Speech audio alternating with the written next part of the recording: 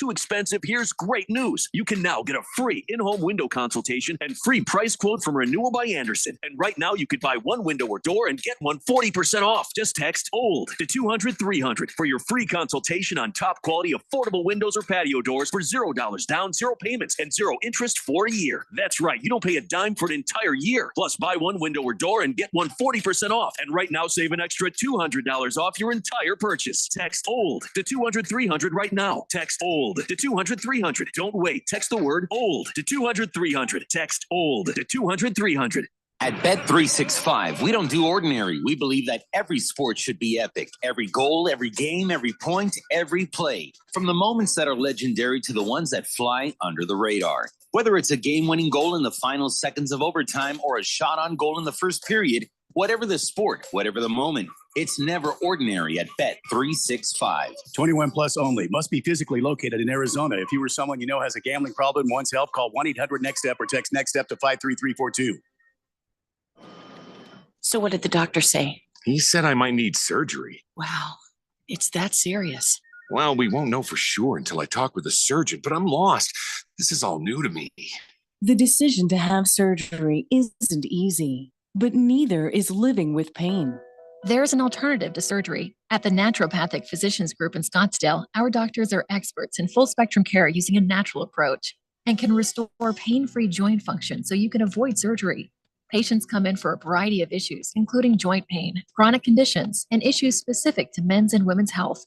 We also help restore balance in immune, digestive, and hormone systems, which often improves immediate physical symptoms and also improves cognition and emotional stability. So when traditional medicine suggests you need surgery, how about taking another approach? Call Naturopathic Physicians Group at 480-451-6161. That's 480-451-6161. Or go to naturopathicgroup.com. Serving on a jury is your constitutional right. So when you get your jury summons in the mail, respond and put your rights to work. It's really that simple. Arizona has increased juror pay. If your company doesn't pay for jury service and you're picked to serve in Superior Court, you will get paid your lost wages up to $300 per day. Our courts are fair because you are there. Learn more at azcourts.gov/jury service. This message is sponsored by the Arizona Supreme Court. It doesn't get much better than having a job you love, working with people you love, children. And when you become a certified childcare provider, you can spend your days surrounded by your favorite people. Enjoy a fulfilling career caring for up to 4 children in your home. You'll get to run your own business, support children's development, provide parents with peace of mind, and make a difference in your community. Get certified to become a childcare provider at childcare.azccrr.com. Sponsored by the Arizona Department of Economic Security. KQFN AM Tempe, K257 CD Phoenix at 99.3 FM, K240 EU Fountain Hills at 95.9 FM. Listen to Jim Rome and the Jungle, weekday mid-mornings on 1580 and 99.3. The Fanatic, live from the Harmon Solar Studios. All right, people, settle down. Because it's time. Time for what? Showtime. When does it start? Right now. 3, 2, 1. Let's get on with the show. Let's do it.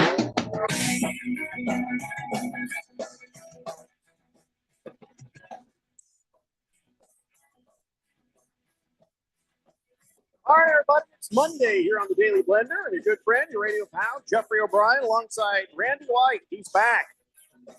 We're legally obligated to not discuss why he was gone or anything that happened last week. So, Well, I mean, I did tell you I was at the Weather Hexagon. yeah, that's what you said. Listen, no, we talked about this. We can't talk about any of it, and so that's fine. But welcome back, Randy. Now everybody can say happy birthday to you. Oh, well, thank you. They sure tried last week. So now the telephone lines are open. Any notes while I was gone? Notes? Yeah. Any notes? Any messages while I was out? You know at the damn Weather well. Hexagon? Listen, again, stop lying, and also just know that the lawyers are listening on both sides of the equation. Look, so I we mean, can't talk about this. The Weather Hexagon, there is nothing wrong with that, and Everybody knows damn well you're lying. I don't think anybody knows I'm lying. Everybody knows you're lying. Everybody knows what happened. My story is so damn believable. We're not allowed to talk about it, but you're also not allowed to just make up stuff here on the radio either. What are you talking about? I was at the Weather Hexagon all week in New York City. This is not true. New York City, every year they have a gathering and they call it the Weather Hexagon. That's not what happened. Listen, we're not going to argue about this. We're not going to do that. Keon Rose is in the control room. You guys are on the Fanatic text line, 888-368-1580, as we broadcast live in the Harmon Solar Studios in Scottsdale. But it is good to have you back, Randy. Good to be back, Jeffco. Even though you're totally full of crap. Small package on your desk. You may want to take care of that. Right? Small package in your pants. What? Oh, where? Okay. When? Huh? Huh? What? Huh? Good. Hmm. Hmm. Hmm. Mm-hmm.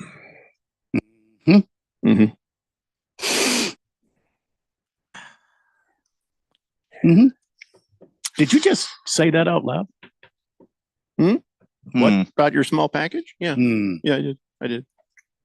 It's just in your pants right there.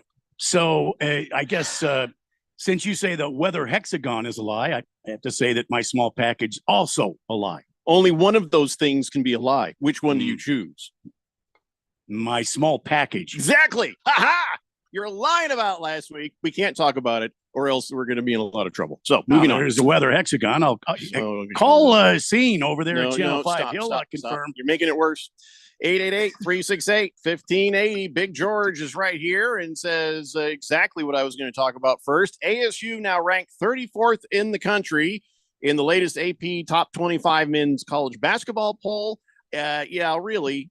Just glad they won a game. Again, another good game against a ranked team. But don't everybody go crazy on this. This doesn't necessarily mean that we're going dancing. This doesn't necessarily mean all the problems are solved. Yes, Arizona State University Sun Devils beat the Washington State Cougars 73-61. The Cougars. Heck of a game. Heck of a upset. But listen, don't get too far ahead of yourself here, Keon. How far ahead of ourselves should we get with this? This is just like, hey, it's an upset because there's been plenty of those. But people are online talking about going to March Madness and stuff like that. Can you give us an appropriate level of happiness here? Not so happy that we're delusional, but it's a great thing. You beat number 21. What does that get you? Where are we, Keon? We're not dancing, right? We're not dancing. ASU would have to win the Pac-12 tournament, wouldn't they? I don't think that they would necessarily have to win the Pac-12 tournament, but they're in a position where that's the most likely option for them to go. I mean, if they were to win out this regular season, beat a bunch of other, ranked opponents along the way, even if they didn't win the tournament, that might be enough to make them a bubble team. But just looking at the KenPom rankings, it's not great. It's not great. And the AP Top 25 is not what you're looking at to try and figure out who's getting in. Can be kind of an indicator, but the KenPom rankings are going to probably give you a better idea. I do want to say this. I don't want to come across as negative, but ASU, you picked the wrong week for an upset. It's next week. Next week was the week we needed this, not this week. So I hope you can keep this going. And I know that part of the reason things went as well as they did for ASU was that they found their defense. They actually played it. So I don't know if that's the difference maker. I don't know if that's going to be enough for them to power over Arizona when they come to town. But, if they can keep that going, at least gives them a chance, right? It does. That was the missing link. That was the main missing link because, one of the things that Bobby Hurley gets criticized about is that his offense is just not particularly structured. He kind of trusts the players to figure out what they're doing out there more so than any particular sets or plays that he could potentially run. It's more about what do the players figure out to do? And the thing that makes those Bobby Hurley teams kind of go over the top is what they're able to do in defense and then what they're able to do scoring in transition off of really good defense. So that's got to be there or they don't really have a chance to do anything. The Sun Devils are going to have to really make a showing here this last week of the season. They had Wednesday night, they've got a game against number 6 ranked Arizona. That's at the bank. And then they have to travel to Southern California, take on USC and UCLA almost back to back. I mean, it's March the 7th on Thursday, and then again Saturday, March the 9th against UCLA. Those are the last two regular season games before the Pac-12 tournament starts. Then you got to go through the field at the Pac-12 tournament. Yeah, it's going to be a tough sledding either way. And I found where ASU is in the Ken Pom rankings. They're 118. It's a long shot. Enjoy the fact you beat the Washington State Cougars, and just enjoy that there's been a couple of bright spots to the season. But let's not get so far ahead of ourselves. Let's just be realistic here. And I hope they beat Arizona. That's all I care about. Just beat Arizona. I'd say it's an uphill battle, even at home, versus this team that number 6. Okay. Just, let's not get crazy. That's all I'm saying. Let's not get crazy about this. It's nice, but it didn't just magically become an NCAA championship team here, guys. No, last time we played ASU, by the way. What's that?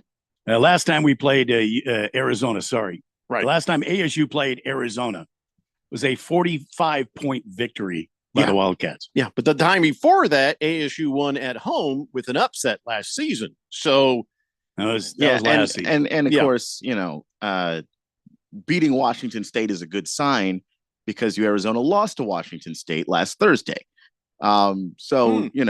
If there's any balance between these teams at all, and again, the matchups are different. Mm-hmm. It's going to change it. I'm not saying that one means the other, but that means you do have a chance. It does. It does give you a moment to go, but let's not go crazy. Oh, my God. The people that I know on Twitter who are ASU faithful and alumni and even crazies are too much. Take it back about 50% off.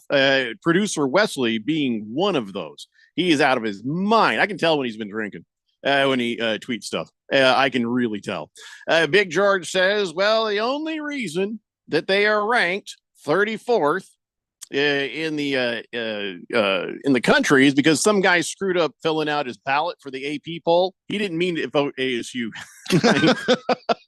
Or he thought it was Arkansas State University. So, I mean, also, shut up, George. Nobody needs to know that.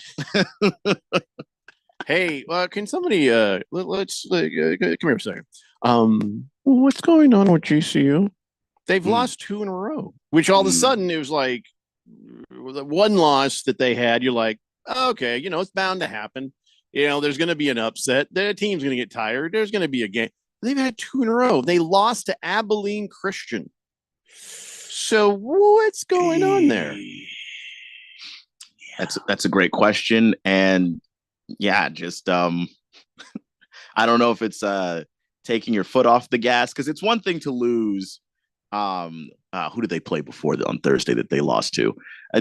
They lost to a good team Thursday. Tarleton State. Tarleton, who's now just a half game behind them in the WAC because of GCU losing to Abilene Christian. Yeah, the Abilene Christian thing. That is confusing. They pulled 3 guys out of the starting lineup during the game for Bible study and still beat GCU. I mean, I don't know what's going on here.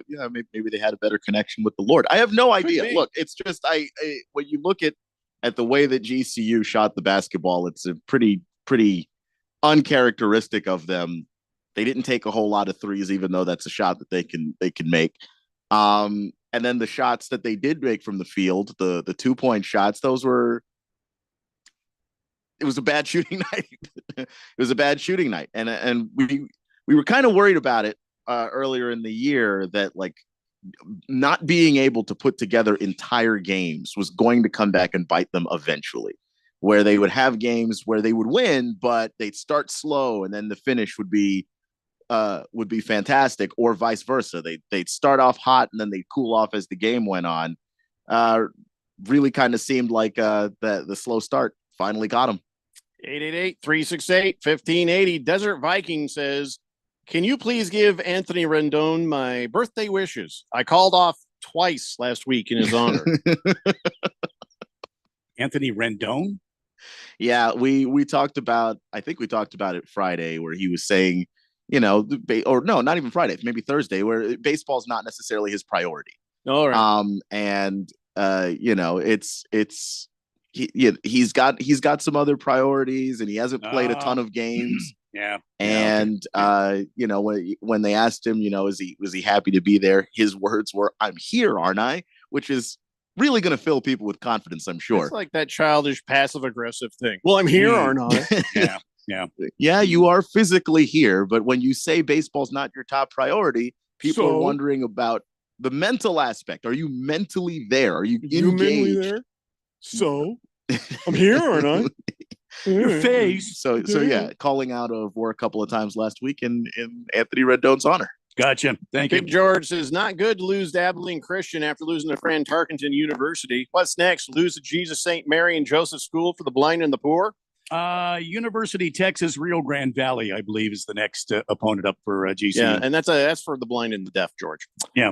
All right. So not great that GCU has lost 2 in a row, but you got to have faith in that coach to take care of this team and get their heads right for the next thing. Texas Rio Grande Valley, they are horrific. This has to be the get right game. Like this is it right here. They've won 6 games this year. Don't jinx it. I'm not saying that I'm not saying GCU loses to this.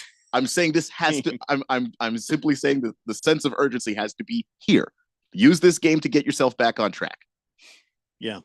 I don't know what's going on. So the good news is, and I gotta say, I was very busy, and I'm a little bit aggravated. It took away some of my joy. Watching the Lakers versus the Suns yesterday, right towards the end of the game, I had to jump in a car and go somewhere. So I didn't get a chance to text Ralph and really give it to him for the Suns beating the Lakers 123-113. Yes. And they had Anthony Davis and they had LeBron. They did. They had Reeves. They had the entire cast of characters there. And I'll tell you what they also had. A lot of complaints about the officiating, but if you didn't watch the game and you saw the story where they're like, yeah, this is bull crap. Suns got 19 times they went to the line and we only went 8.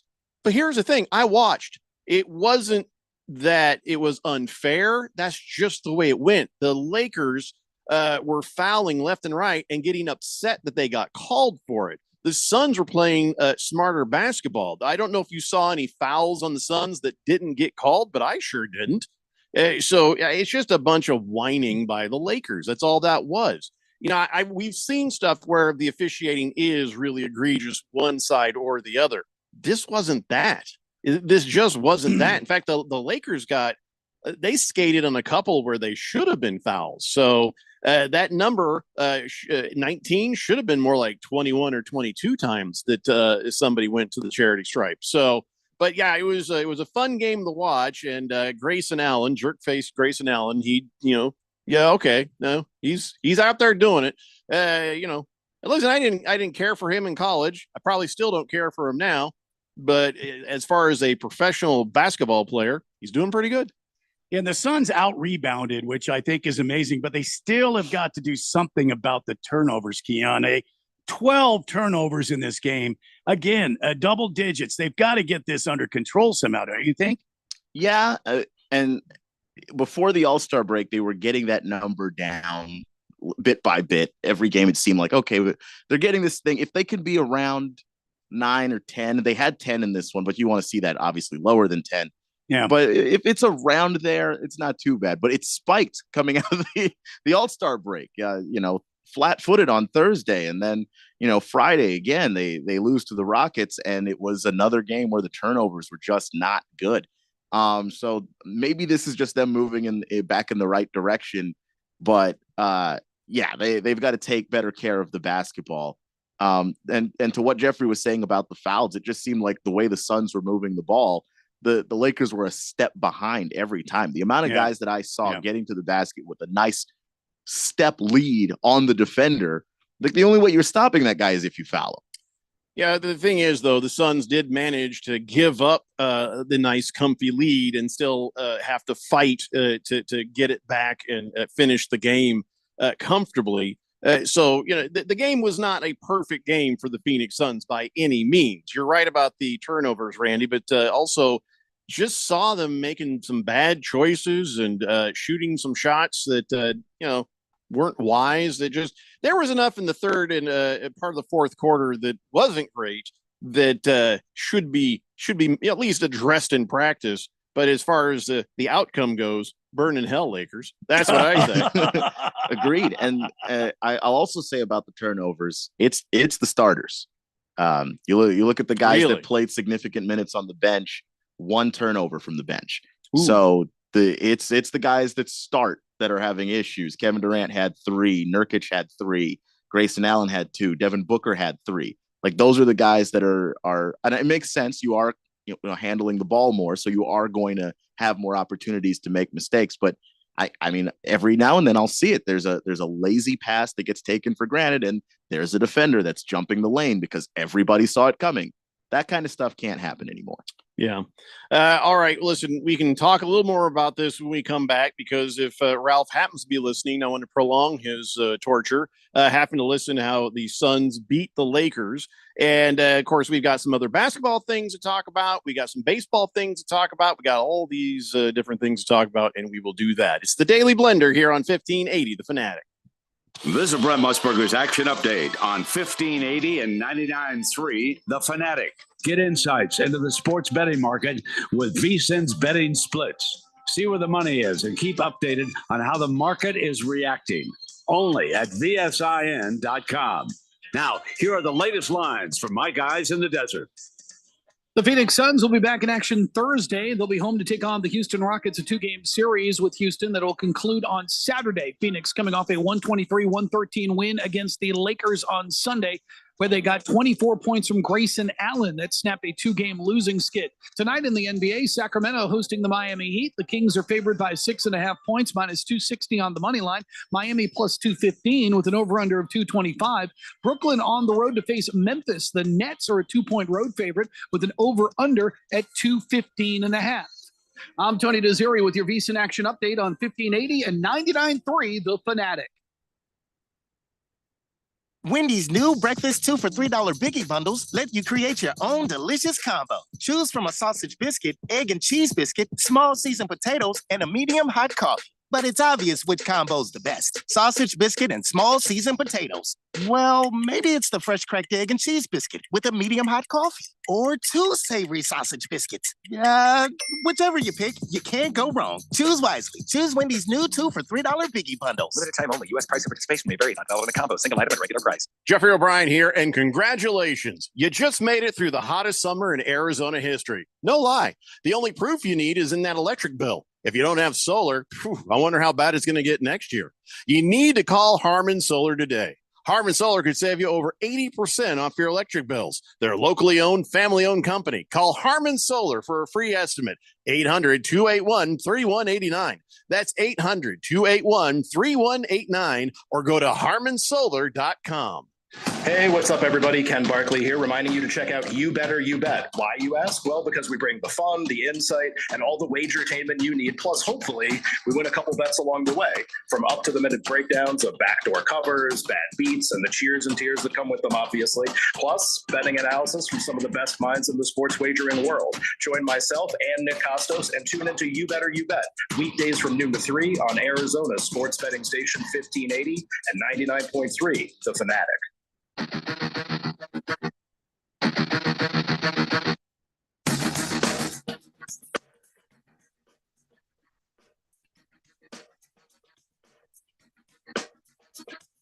Daily Blender here on 1580 The Fanatic. So the big three, Kevin Durant, Devin Booker, Bradley Beal, they were supposed to be the winning formula that gets us the championship. And, well, that was not what happened yesterday. Yesterday, 3 guys were really going at it. Grayson Allen, but Royce O'Neal dropping threes. Yusuf Nurkic getting it done. It was kind of nice to see the supporting players who we've not been sure about really step up and have a good game. Now, maybe the Lakers just suck. I don't know, but at least yesterday it was so balanced. Was it too balanced, Keon? I got 4 starters with at least 20 points, and you got bench players who are stepping up and kind of doing similar work. Is it too balanced at that point, or is that the kind of thing that you can beat anybody with? I think you can beat anybody with that. In my opinion, I don't think that there is such a thing as too balanced, because when you have anybody on the floor being able to score at any time, it really puts a lot of pressure on a defense, especially the way that the Suns were shooting the ball from 3.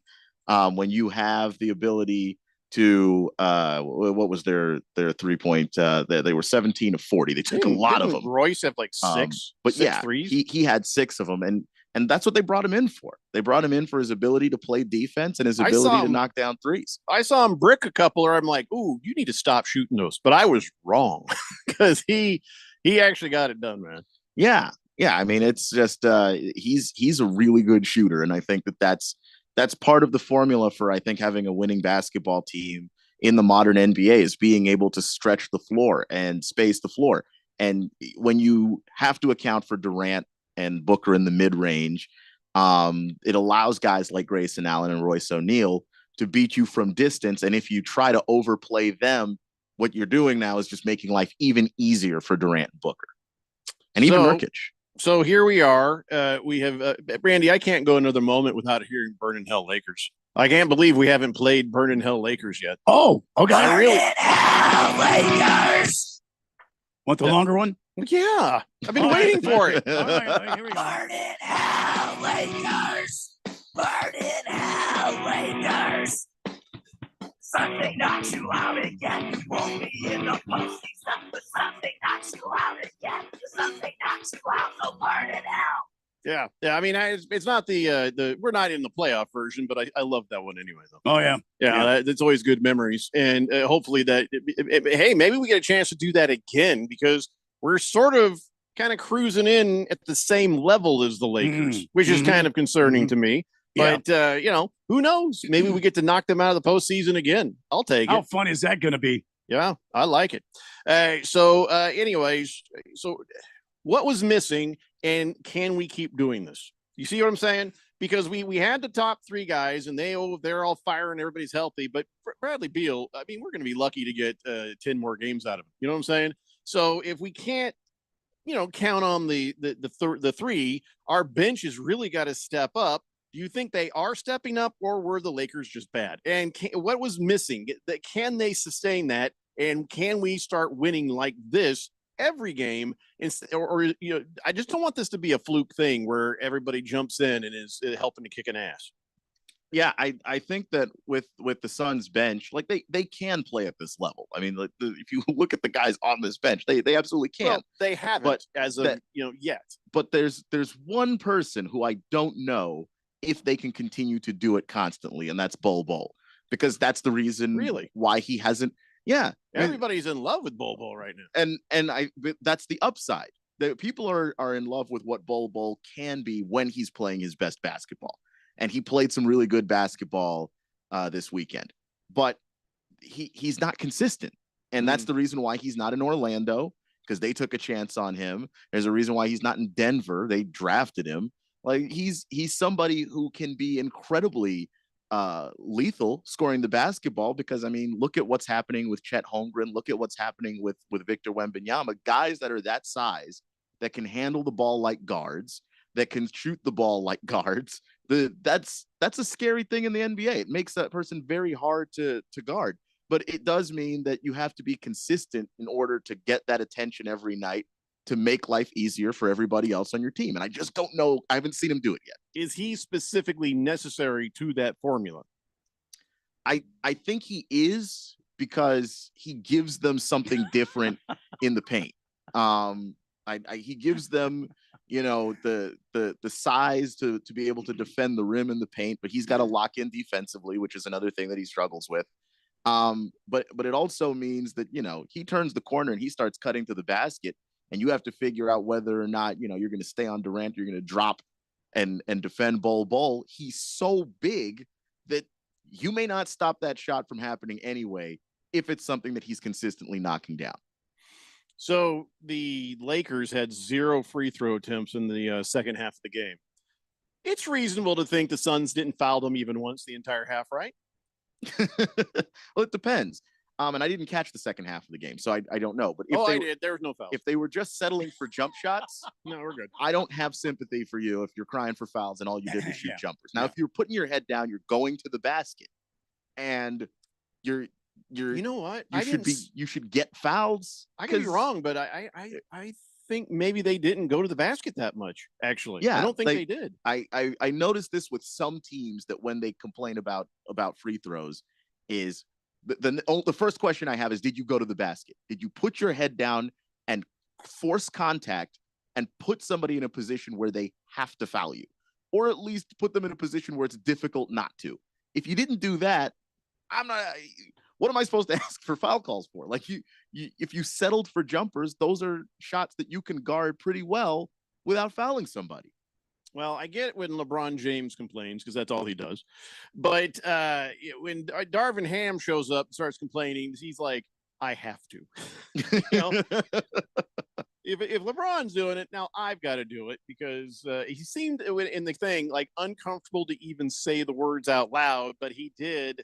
At least he was diplomatic, at least, where he says it's becoming increasingly tough because of the inconsistency. And I'll admit that is a very good diplomatic point. The officiating is horrifically inconsistent. And I'm not just playing Homer on this thing. When I watched the game, me and the boys, we were sitting there watching the game, and the wife, and didn't see any fouls, man. I mean, there are times where I wish they would have. Like, you're going to let LeBron James just run down the court unopposed and do a slam dunk? Nobody even tried to go back and stop him. I mean, you weren't going to stop him, but I don't know, maybe try. Don't let him just own your hoop guard.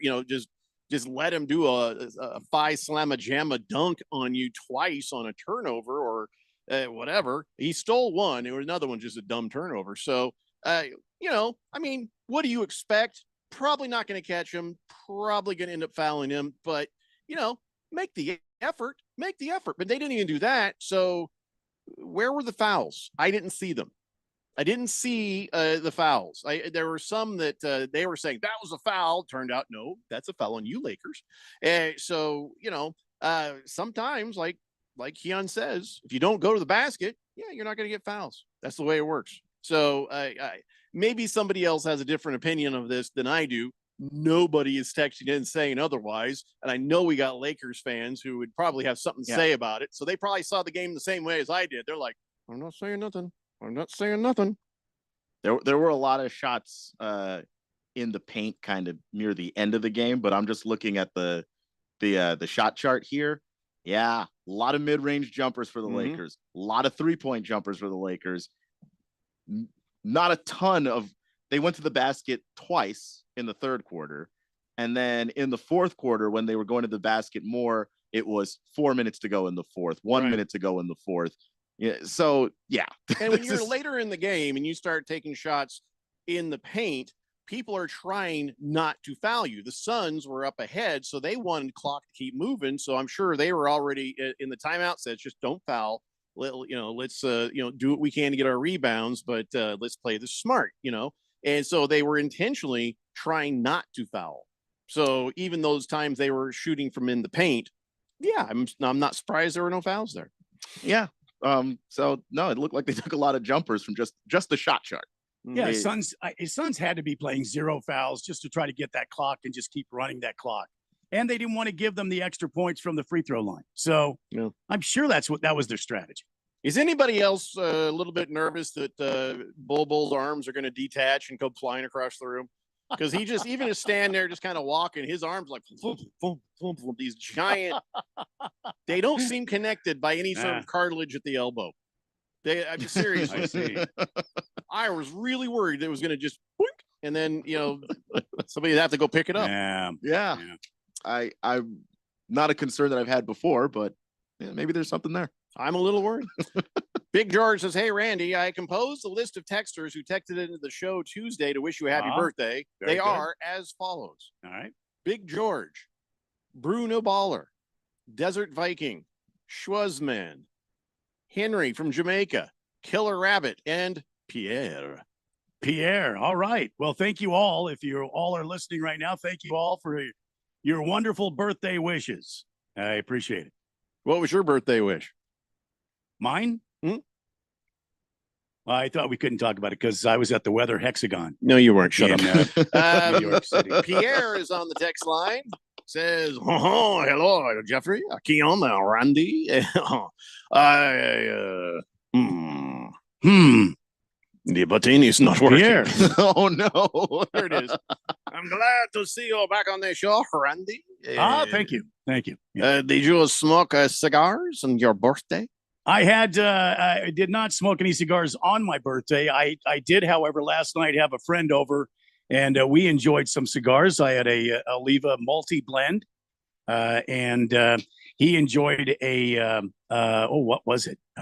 He had a nice, I can't think of it now. But anyway, yeah, we had a couple cigars last night and we partook of some whiskey. It was a good time. Thank you.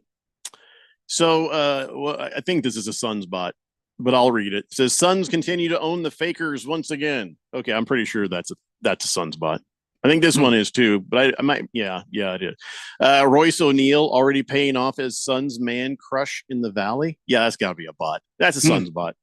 So if you're wondering what I'm talking about, we get these random texts into the show, and they're not from actual people. And I think it's just a Suns bot. What I don't understand is, how do they know to send them? Who's sending them?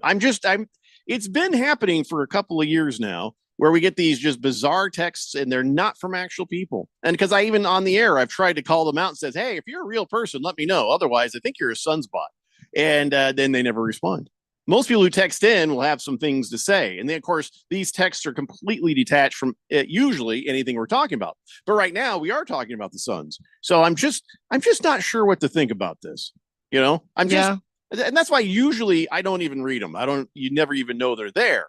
But I'm really if we had our own version of a 30 for 30, I would want somebody to investigate this. What if I told you? What's behind the Suns bots? What's behind the Suns bot? You know, is it one person? Is it somebody from the Suns organization? If it was, they could just call us. We'd just be happy to promote whatever they want. On 30 for 30. Questions are answered. Just seems weird, whatever. I don't understand why this is happening. Here's another new texter. This one's real. It says, 3060 says, "Hello, Daily Blender. I'm wondering if Randy has any thoughts on the whole alligator versus New York subway rat fight debate from last Wednesday. One of the best shows I've ever listened to." Was I on it? You were on it. You will have to. We talked bring about me an up to alligator speed. versus a rat For the entire second hour of that show. Okay. versus a rat. Not I don't think not it was versus rat. a rat, but Oh. we talked about rats fighting, and we Yeah. talked about alligators separate from the conversation. Oh, about okay. rats Because I fighting. couldn't Yeah. remember talking about. I mean, because alligator versus rat, I'm gonna go alligator.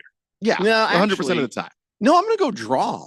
Because the rat's just gonna run around, and there's no way an alligator has a nimble enough mouth to get the alligator, get the Yeah, but rat. see, and the even rat if- can't beat an alligator. The alligator could be asleep, and the rat could work on it for 10 hours straight Yeah, and yeah. not get anywhere. Well, I don't know. Rat bites are pretty significant. But it's I mean, got a big old Yeah, but not- dinosaur but shell. Yeah, for a gator, it's yeah, but I mean, but you get to the underside though.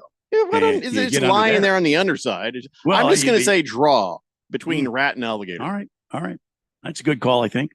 I'll have to go back and listen to it if 3060 says it was one of the best shows I've ever listened to. I don't remember it all. All right. What was it last? what? It was Wednesday? We tried Wednesday. to get to NFL that whole second hour, Uh-huh. and for some reason just we were didn't. just hung up on alligators. I remember we didn't talk about sports much at all. No, we did not. Now, is it alligators? We tried or is to. it It was- crocodiles. Specifically alligators. All right. I don't remember why it was only alligators. Well, because we but- were talking about, America, and America, we got sure. gators here. Crocodiles are, east of the Atlantic. So everybody needs to understand. Once generally. I do a show, I promptly forget the entire thing. I have no recollection of this. Yeah. Yeah. I vaguely remember that we didn't get to talk any sports because I had piles of paper at the end. I'm like, okay, now what? When it was Ralph Neal and I on Friday, I remember this because Berg tried to derail us by getting us to talk about alligators again, specifically. So that's why it stuck out to me. That's a Berg move for sure. Yeah. Yeah. Oh yeah.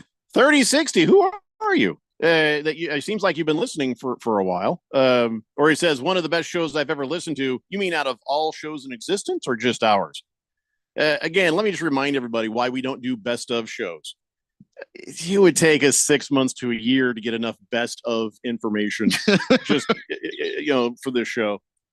3060 says, this is a great debate. I enjoy listening to your show. I'm vacationing here in Phoenix, and I have made sure to avoid the Gila monsters, but I'll be going back to New Brunswick next month. Isn't that where they make the bowling pins? No. Or is that where they make the bowling balls? I don't think either. No. New Pretty Brunswick? sure that is. No, I don't think so. One of the Brunswicks. Let's see here. Well, I think I'm Brunswick. right. Well, maybe. I guess. Yeah. How are we getting all these vacationers? We're getting a lot of that lately. Yeah. I'm serious. Has somebody got like a sign up in a hotel? How Could be. It's a Canadian. It looks beautiful to me. I mean, from what I can see here. Old Brunswick or New Brunswick? New Brunswick. It looks beautiful. Where's Old Brunswick? See, now I kind of want to travel there. Nothing against New Brunswick. I've not been to either Brunswick. Just east, north and east of Maine. Wait, so this is in America? No, this is in Canada. It's America adjacent. It is America adjacent. Yes. You say it's just north and east of Maine. Yes. Okay. Old Brunswick, also known as just Brunswick, or as the Germans say, Braunschweig.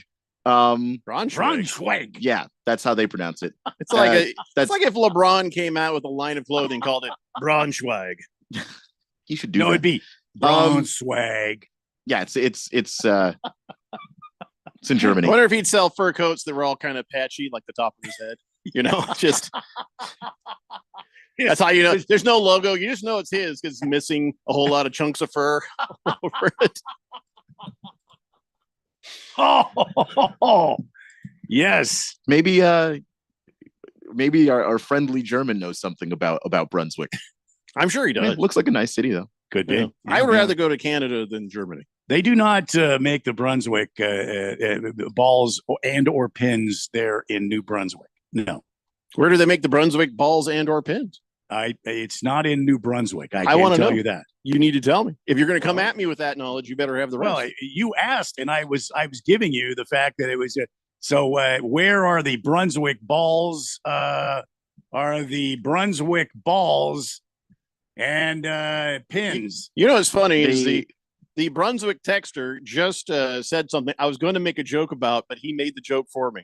He says, New Brunswick, just on the other side of the border from Maine. I was laughing on the floor last week about how you said you would never live in Maine because of all the white people there.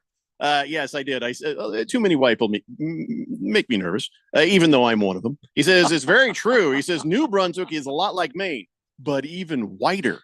And that's exactly the joke I was about to make. I don't know how that's possible. But Brunswick is high. That's why. But also the Brunswick bowling pins and bowling balls are disappointingly made in Michigan and Wisconsin. Is there a Brunswick in those? Is there a Brunswick there? Is it a city? Maybe. Because otherwise, then it's just false advertising. They're also made confusingly in Mexico and Hungary. Well, Hungary, I'll allow it, but Mexico, that's some bull crap right there. Brunswick? How do you have a Brunswick, Mexico? Have no answers on that one. Brunswick. Nueve Brunswick. You need somebody who's familiar with Mexico. Is there a Nueve Brunswick? We need to know. Hecho in Mexico. The people deserve to know. The new pounder ball from Brunswick. Hecho in Mexico. So now we've been reminded about why we were derailed. We have derailed the show by reminding ourselves why we were derailed at another time. So let's take a break. We'll figure this out. It will come back, get caught up on the text line, and try to get re-railed. Ooh, that sounded dirty, didn't it? It's the Daily Blender here on 1580, The Fanatic. Attorney Joe Cordell. Business owners and professionals face special challenges in divorce court. In addition to everything else going on, they have to contend with allegations that they are earning more than they are, coupled with claims on their business or practice itself. Clients with assets depend on their divorce lawyer's skills in these matters. And that's why it's so important to hire someone that has those skills. Schedule an appointment with one of Cordell & Cordell's Phoenix area attorneys. Joseph Cordell, licensed in Missouri and Illinois only. CordellCordell.com. Paid for by Cordell & Cordell. Frankie drives end-to-end, scoops it up and in with 2 seconds left. Frankie Collins end-to-end. Join the action this season and catch USC, UCLA, Washington, and Arizona when they come to Desert Financial Arena in the final year of the Pac-12 Conference. Collins over to Lance for 3. Bullseye! Get your tickets today by calling 480-965-5812 or go online to sundeviltickets.com. Sun Devil men's basketball. Onward to victory. At Bet365, we don't do ordinary. We believe that every sport should be epic. Every basket, every game, every point, every play, from the moments that are legendary to the ones that fly under the radar. Whether it's a three-pointer at the buzzer to tie the game, or a player goes 2 for 2 at the foul line. Whatever the sport, whatever the moment, it's never ordinary at Bet365. 21 plus only. Must be physically located in Arizona. If you or someone you know has a gambling problem and wants help, call 1-800-NEXT-STEP or text NEXT STEP to 53342. It's almost time for Arizona voters to pick their candidate for president. The presidential preference election is on March 19th, and if you want to vote by mail, make sure you are on the active early voting list or request a one-time ballot by mail. Elections are independently managed by each Arizona county, so reach out to your county recorder's office before March 15th if you want a ballot by mail. Get more election details at arizona.vote. This message is sponsored by the Arizona Secretary of State's office. Hey everybody, Mark Asher back to tell you about my great friends over at the Lund Mortgage Team. You know, the Lund Mortgage Team has been doing their thing for over 2 decades in the Valley, helping thousands of people in Arizona save money on their loans, get the best rate. They're mortgage brokers. They can shop it around for you. And now more than ever, it is so important to have a mortgage professional that's been around, that's seen the high rates, low rates, everything in between, because look, there's no sugarcoating what's going on right now. The rates are higher. However, the supply and demand, the whole how many houses are for sale in Arizona and what's going on, it's gone in favor of the buyer now. So if you're going to buy a new home, it is important to go and get that rate. Whatever that rate is, it's not going to be your forever rate. That's important to think about. So lock it in, get the house of your dreams, and move on. But let the people at the Lund Mortgage Team do their job. All the heavy lifting from start to finish. They'll find you the best rate out there. Call 623-875-9940, 623-875-9940, or online, lundmortgage.com. 1580 The Fanatic and at 1580thefanatic.com. Your home for sports.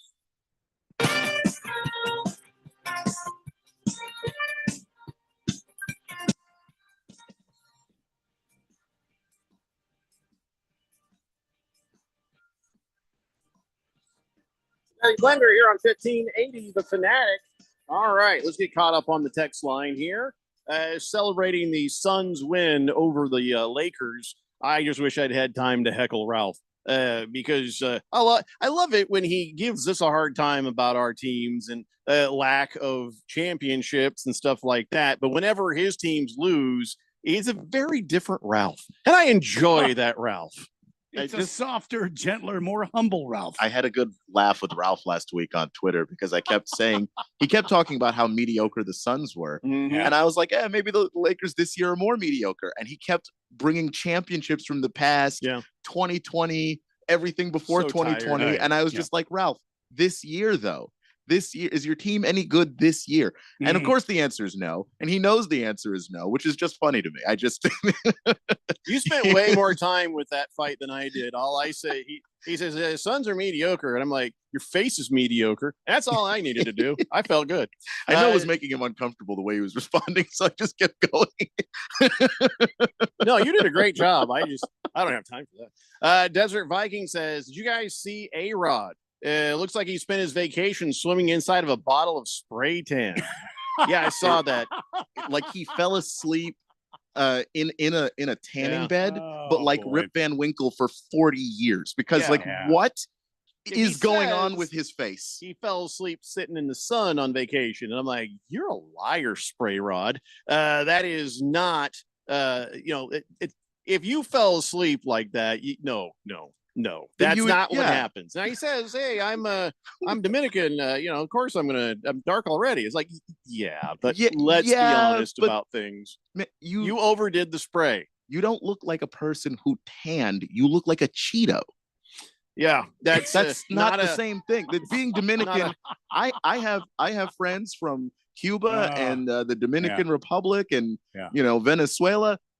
No, that you're not supposed. That's not how that looks. I'm It's sorry. not a naturally occurring color from anything. Sorry, A-Royd. You look like a Cheeto. I'd No, love to it's- say that to him one day. Well, it's spray rod now. You gotta Spray rod. yeah, Oh, that's it's what we're- spray rod.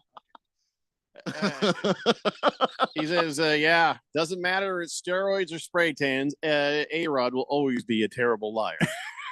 That is a true statement. Dominic says, don't forget about Bol. He had a great game Friday against the Rockets, despite the loss. That said, you can't lose the Rockets like that if you want to make the playoffs. So it's also nice to see the Lakers fall to 10th in the conference. Mm. Yeah, we can't get too braggadocious about that because we're kind of close to them. We need you're fifth. We need to work on pulling away. I don't know how much further away you can pull. No, I don't like this. I want to be further away from the Lakers. I mean, you Yeah. can. There can be a bigger gap record wise, but in terms of where they are being, 9th, 10th, like that. You that want to be a is- play-in? I don't want to be a play-in. The Suns currently aren't. I know, but you put together a couple of losses and you will be. Yeah, They're not But to safe, me, is what I'm saying. don't worry about the Lakers. The Lakers have their own problems to deal with. You just worry about staying in 5th or higher, and do that. Yeah. No, you're right about that. I agree with you on that, but I don't. I want to get away from the Lakers. Wilbur says Bol is so tall. Oh Jesus! How tall is he, Wilbur? Even the Statue of Liberty bows to him. Why would the Statue of Liberty bow to anybody? That doesn't make any. That's not even. It's not even a good joke. It's Why would bigger you even do than that? most buildings, Mr. Wilbur. How does that? Why Feeling like that's maybe a 2-minute minor. I get the punchline. By the way, the joke is understood. It's just It's just not good. It's just, Yeah, why it's would the Statue of Liberty bow to anybody? Why would that French harpy? It's not a French thing to bow. Also, you know what I'm saying? Right. So right. just Yeah. doesn't make any sense, Wilbur. Last Optimist says alligators are more fun if you call them swamp puppies. I'll allow it. Yeah, I like that. Are they Swamp 'Cause puppies? If you okay, Here, If you ro- kitty. you roll up on an alligator and call it a swamp puppy, it's still going to eat you. Yeah, it doesn't care what you call it. Yeah. Cards Chappie says, looks like Canadians are the newest batch of snowbirds. See, I get it. I get it that they come here for the beautiful weather. What I don't understand is how in the hell they find us. See, but the thing is, Do we have a billboard up somewhere that I don't know about? Yeah. They are for real snowbirds because they're escaping the snow there in the frozen Canadian tundra. And they're Literally. coming down to Phoenix to escape the snow. So they are legitimately snowbirds. Yeah. Oh, yeah. Yeah. Well, I'm glad to have them along. I'm sure it doesn't do our actual ratings any good, but whatever. We're glad to have you. Average Joe says, welcome back, Randy. And yes, there is a Brunswick, Mexico. It's on the East Coast, kind of near the Texas border. I'm feeling like it was founded by some German dude. Because Brunswick is not a name that really pops up in Spanish, if you know what I mean. Yeah, but that makes Wow. sense because there's like a big. I lived in San Antonio and like South Texas, and there's a big German population there for whatever reason. There's a That's true. That's true. New Yeah. Braunfels, Texas. Yeah. Oh, yeah. Listen, so maybe. Junk Food Jake took me to a what do you call that? Oktoberfest. Oh yeah, right there in Texas one time. It was a big. Oh, it was a big thing, man. Big George now utters, a few words that are really probably never been uttered on this show before. Oh, too bad Ralph's not on the show today. New He's ground. always conveniently away the day after his team loses big. Yeah. Whether it's the Lakers, the Seahawks, or the Dodgers. No, that is Well, true. we That is need to true. make notes, and then when he's on, just all three of us attack him. Oh, I always tend to have a pretty good long memory when he shows up. And there we go. There we go. Swazman says, hey, have you guys noticed? Have you noticed that Major League Baseball pitch clock is working and all the changes they made last year? Do you think the NFL can try to stop their 4-hour games in college football? Look, first off, I've never seen a 4-hour NFL game, Swazman. They're 3 hours. I don't think I've ever seen one go over 3 hours unless it's overtime. He says, with all these TV timeouts and reviews and stuff, I guess he feels like the games are going too long. I still have not yet felt like a game in the NFL has gone too long. Have you guys? Has it occurred to you like you're going, God, I wish this was over? No, not really. Mm-mm. No, I don't find a game like, is this game ever going to end? Not really. Yeah. So why, Swazman? What do you want? What do you want different out of the NFL? If you're worried about the pace of play for a 3-hour NFL game, and what do you need? What do you want? But the NFL is unlikely to change anything because that's not a complaint that people make about football, that they have to watch football for too long. No one's ever complained that before. Moist One says, I just tuned in to hear Spray Rod and Pulling Away. Man, you just hear it as whatever show you want to hear it. You're welcome, Moist One. Desert Viking says, hey, did you guys hear about the fake alligators in the pond in Mesa? Oh, yeah, we talked about that like a week ago or so. Mm-hmm. He says, yeah, all the old ladies were scared. What I loved is hearing the 911 call from a woman who claimed that one of them ate her cat. That thing is made of concrete. It did not eat your cat. Your cat is smarter than you and finally escaped your dumbass.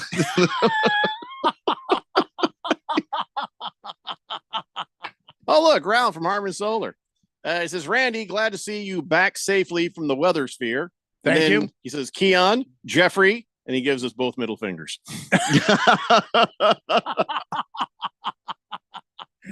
Kiss the Cook boy. says, I just thought A-Rod was debuting a new crayon color or something. It did. You know what? He did look kind of like a crayon there, didn't he? That kind of texture was weird. It's weird. But yeah, that's not falling asleep in the sun. By the way,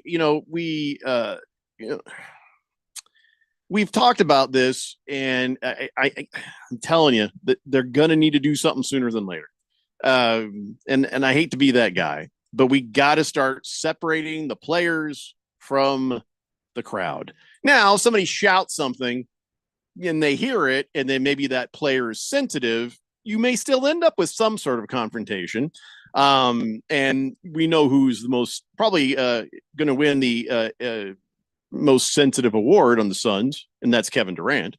Kevin Durant generally is sensitive on social media, but I mean, there's been times he's been sensitive in public, going to the game when somebody said to him that, hey, you got to take over the game, KD. And he's like, you need to shut the bleep up and sit down. It's like, look who's sensitive. And another time that somebody said, hey, you're soft, or somebody said, anything about him, if they yell him, he's like, he'll yell back. He doesn't take well to any kind of criticism. Well, last Thursday, he's walking through there, the Dallas Mavericks, right? And he's a Mavericks fan. Go, this lady, which is just, I don't know why would you do this? She's like, bitch. Yep. And he's like, he stops, he turns around, he's like, what the? And he walks over, and it's his husband and wife standing there.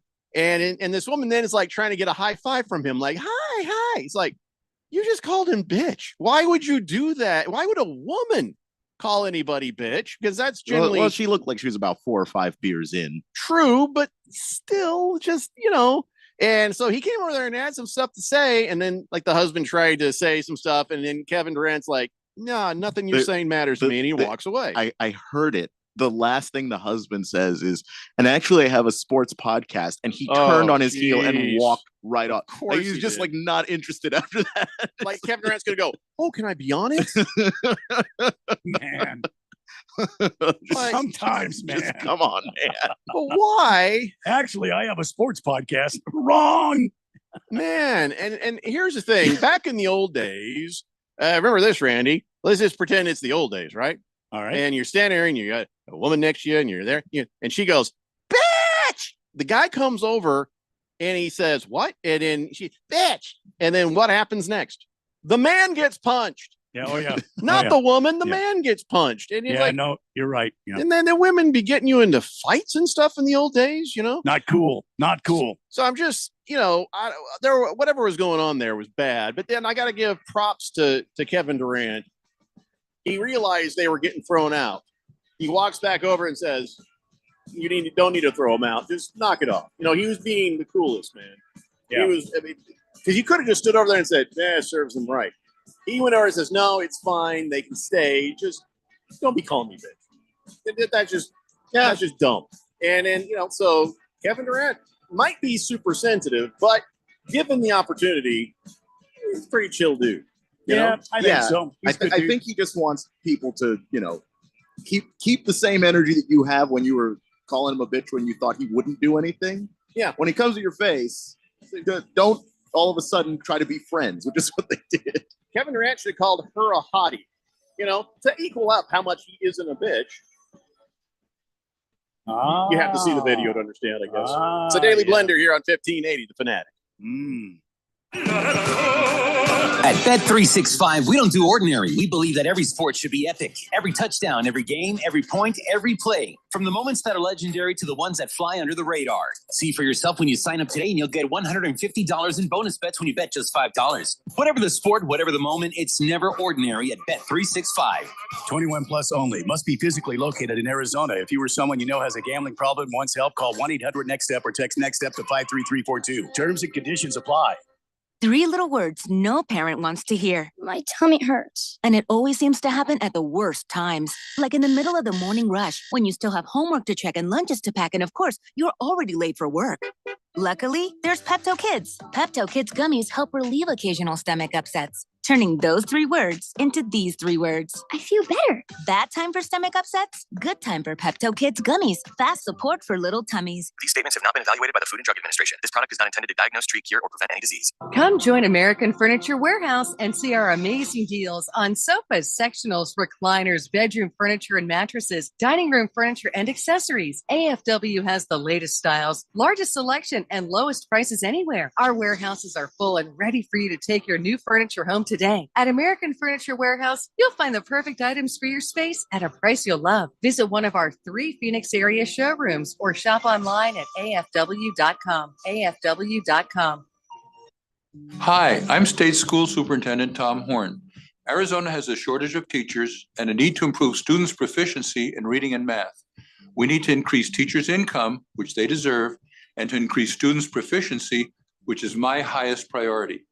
I'm therefore providing $40 million for free one-on-one tutoring for all students, first grade through high school, regardless of proficiency level.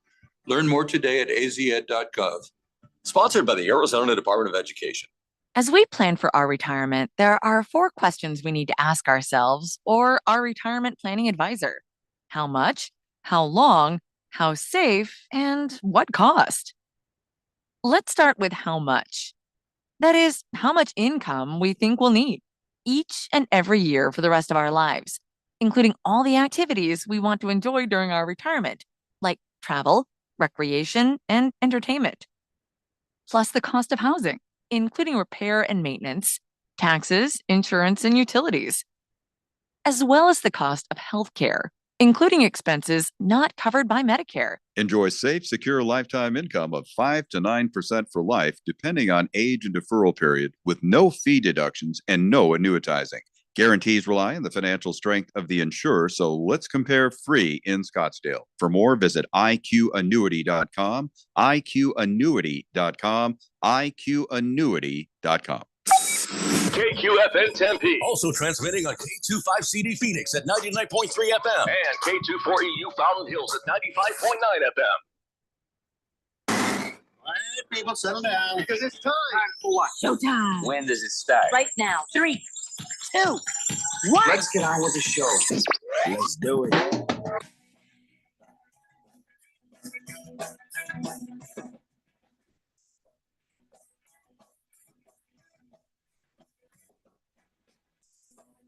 All right, everybody, it's 4 o'clock here on the Daily Blender. I'm your good friend, your radio pal, Jeffrey O'Brien, alongside Randy White. Got Keon Rose in the control room, and you guys are on the Fanatic text line, 888-368-1580, as we broadcast live in the Harman Solar Studios in Scottsdale. And I don't know if we didn't talk about this on air, did we? Hey, Randy, you know Keon's got his own show now? Oh, no kidding. Yeah. It's called, and now he was going to call it the Keon Rose Show. Yeah. And then I came up with an idea for the name. And he loved it. And I said, Okay. You don't have to use my idea. He's like, oh, no, I love it. And Okay. so the name of the show is Without Interruption. Keon Rose without interruption. Yeah, because we're always interrupting him on the show here.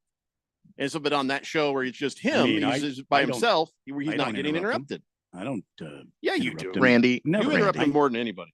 I never interrupt him. Love you, Randy, but you are an interrupter. Oh, please. You interrupt him way more than I do. A lot of people think Jeffrey and I sound very similar. And We don't. You probably hearing Jeffrey rather than me, because I would true. never. Who never said do that? That's not true. You sound very distinctly different. I would never interrupt you, Keon. I love to hear what you have to say. And totally. Congratulations on your new program. When do you want me to be on a guest? He doesn't want us on because he knows that we'll interrupt him. He doesn't want us on. He didn't even ask for it. In fact, I said, "Who's your co-host going to be?" And he says, "No one." And he just kind of like, "I'm sorry, I didn't mean to yell that. I didn't mean to yell that out loud." I didn't yell it. It was not a yell. It was very like Same sharp and answer abrupt. we got from Ralph on his show too. Yeah, he did get no one. He got Neil. By the way, I didn't realize this until I saw a text from the text line: Ralph and Neil. Ralph and Neil. Yeah, but the two names together, Ralph and Neil, should be Neil and Ralph, because you can Neil, then you Ralph. Moist One made that exact joke on Friday. Yes. Yeah, that must have been him that did that. Yeah, I hadn't even registered in my head until I saw Neil and Ralph. Yeah, it should be Neil and Ralph, but no, it's the other way around. Probably just to try to avoid that. Makes sense. Ralph is still listening. I can't imagine that he is. Screw these guys. I think our Lakers segment was probably enough. Yeah, I think so. That usually does the trick. Yes, I'm sure it was. Yep. So, all right. So, what was your show about? What did you do? Well, I not you, Randy. I'm talking to Keon about his show on Saturdays at 11 a.m. I do apologize. Oh man. So we went through the top 3 quarterbacks in the draft and what separates them. We, as in me, and presumably the listening audience. If in fact you don't want us on your show ever, there was one. I talked about the top 3 quarterbacks in the draft. Kind of did a breakdown on those guys and how I have them ranked and why. And then we'll get to another position group next week. But for that, we also talked about Wemby. Me and the listening audience. Talking to 2 people. All I know is you just were all by yourself. And I was. So how did it feel? Was it kind of like when everybody, like your kid, and then like your parents go out of town, or then your brothers and sisters they go off, and you're like, I'm finally alone. Did you run around in your underwear and like dance and singing the hairbrush? I did not do that. I just basically did the show uninterrupted, as the name would suggest. Just going to ask that. Did anybody interrupt? Nobody interrupted me. Did you feel like? I mean, it was nice to finish thoughts. I'm not going to lie to you. It did feel good. Raven Kid says, so Keon doesn't need a co-host? Well, he thinks he doesn't. I don't know if he... You have to wait and see. The jury's still out. I didn't listen because I make it a practice to never listen to somebody's first 2 shows, because that's where they're going to make their mistakes and sort of get nervous and whatever. So I wait a couple shows, let somebody iron out their bugs before I listen. So I did not hear it. What time is the show on? What day and what time? 11 a.m. Yep, Saturday at 11 a.m. Saturday at 11. Right after the Ralph show, the Weekend Warriors. Jeffrey's extremely busy that time of day on Saturdays. No, I'm always extremely busy. There's never a time I'm not. And by the way, the Weekend Warriors, and I hope Ralph's not listening, but it's actually a good show. Him and Neil do a pretty good job, and they talk to people, and they had this wrestler guy that was really good. I'm just saying that is a good show. I don't want to say it when he's around, because you know how he gets. Insufferable. Ralph's ego does not need any more inflating. It doesn't. So having the Weekend Warriors, and then right after it, you got Keon not getting interrupted. Pretty damn good. In fact, McMama is here. She was listening. She says Keon did an excellent job. Great breakdown of the quarterbacks. He even got to the text line. Excellent. Yeah, no. And McMama was like the first text that came in. So thanks for listening. No 3060. I didn't say his show is on 11 p.m. He says it's kind of late, isn't it? No, it's 11 a.m. I don't know what time that is, Brunswick time. That's your problem. But 11 a.m. on Saturdays. That's what Hefty Lefty says, sorry I missed the show debut there, Keon. That's all good, man. We'll be doing it every week. So I was at the Weather Hexagon, so I do nothing about it. Sack of crap. Hefty Lefty. Weather Hexagon. Hefty Lefty says, unfortunately, it airs during a time I can't listen on Saturdays. Does it go up as a podcast? It will. Just we haven't set that up yet. We wanted to make sure he didn't freak out and start crying. We want to make sure we get one show in. I understand that it was a much smaller city, and the radio station was effectively operating out of something resembling a broom closet. But I have hosted a show before. It's not my first time. So I'm not, there was no danger of me, just crying and panicking and hyperventilating into the microphone. Sure, you can keep telling us that, but we need to see it for ourselves. Yeah. I literally have filled in for you on this show without both of you on a few occasions already. You've already seen it for yourselves. Did you see that, Randy? I was out. Did you see it? Yep. It's on YouTube. You can go back and see it for yourself. No. I don't like to go back. Well, whatever the case, it seems as though he has survived it. And every Saturday at 11 a.m., it's without interruption, Keon Rose. And it's not with Keon Rose. It's without interruption, should be, Keon Rose. Did you already get cards made or something? No. Because now you have that look in your face like, no, I shouldn't have done that. There's no the? No, I was just thinking about it. There's no the. Don't need one. Without interruption, Keon Rose. That's almost like you're getting introduced. Yeah. It just feels weird if when I say it, like I'm introducing myself. Well, you just say, hey, I'm Keon Rose. This is without interruption. And then if you have somebody record stuff for you, like our production guy or something, there's like, without interruption, Keon Rose. I don't know. I mean, I'm not going to tell you what to do. It's your show. You figure it out. Swazman says, earlier I was trying to make a point. Just trying to make a point over here about Major League Baseball speeding up their game, but I guess I made a negative comment about the NFL, so bad job by me. I guess so. Never criticize the NFL or Roger Goodell then. No, dude, don't be sensitive. Wait, yeah. What? Don't be Kevin Duranting us right now, because we criticize Roger Goodell, that puffy bastard, all the time. We criticize the NFL just fine. We were just saying, we don't see pace of play as an issue for the NFL. Do you feel, Texter, like the NFL games are too long? Because I don't. That's just the thing. I legitimately enjoy the tempo that most NFL games go at. And when the tempo is bad, it's usually because the teams are bad. That's all. Yeah, well, that's true. Yeah, it's just like you're trying to fix a problem. It's not that you shouldn't criticize the NFL. It's that it seems to be that you're trying to fix a problem no one has. And if it ain't broke, as they say, don't fix it. Moist one says, I miss Jimmy B. I think he's still with those guys.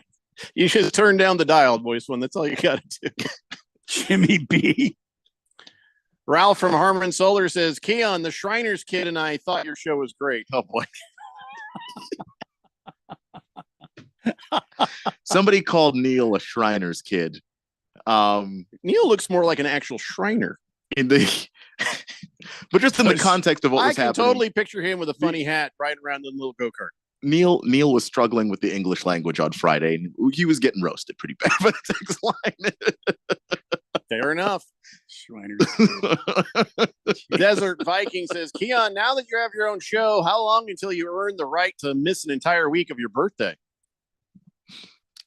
When I can didn't afford miss to. a week of my birthday. I was at the Weather Expo. You're a liar. Shut up.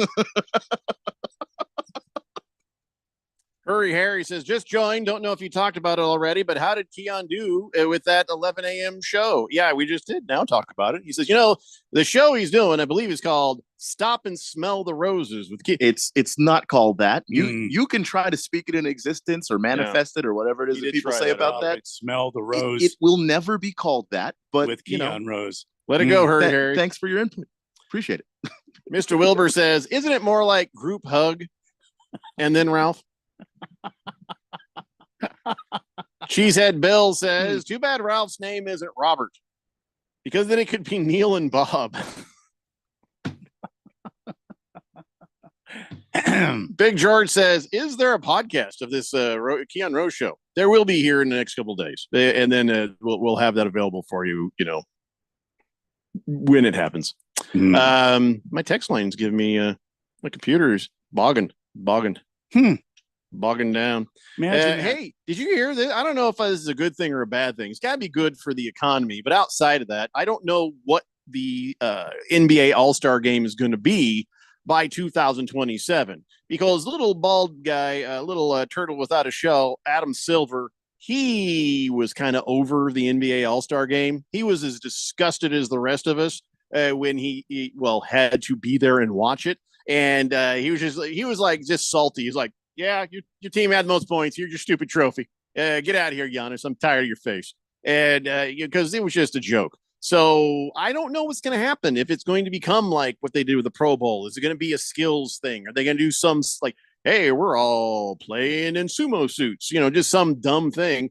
Well, whatever it is going to become in 2027, the Phoenix Suns will host the NBA All-Star game that year. Wow, really? Yeah. Okay. All right. It's just one of those. It's weird because there shouldn't have to be that for basketball. Football, I can understand why in a game that doesn't matter, you wouldn't really want to try.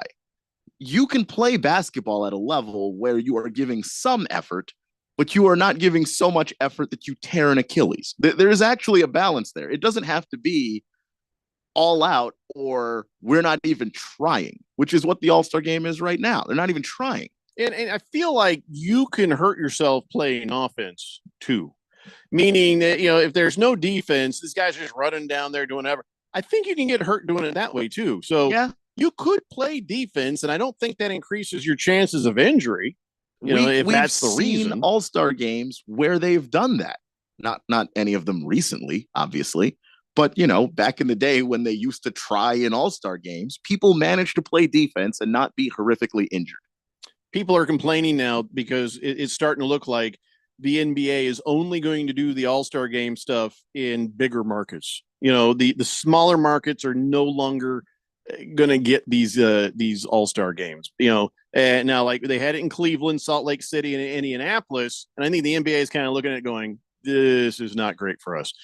So now they have changed the requirements. You have to have at least 7,250 hotel rooms and 3 5-star hotels in your city to get the All-Star game. You have to have at least 650,000 square feet of convention center and exhibition space. I don't know why, but they want that. And at least 75 non-stop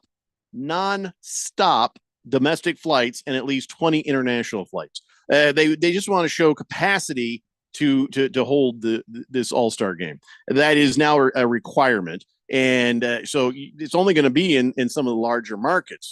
I don't like that very much because you're trying to me, I think you want to build enthusiasm in some of the smaller markets. Mm-hmm. And honestly, the big failure of the NBA when you compare it to a league like the NFL is that you have a league that cares about its smaller markets. Like the Green Bay Packers matter in the NFL, even though Green Bay, Wisconsin's not a very big city.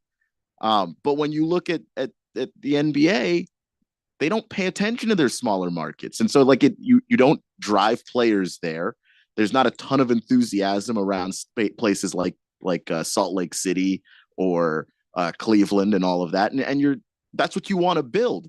Those are places you could get money from as well. How do you not have an All-Star game in San Antonio with how many times they've won an NBA championship? You know what? I don't care what they do. We live in a big market. Suck it, small markets.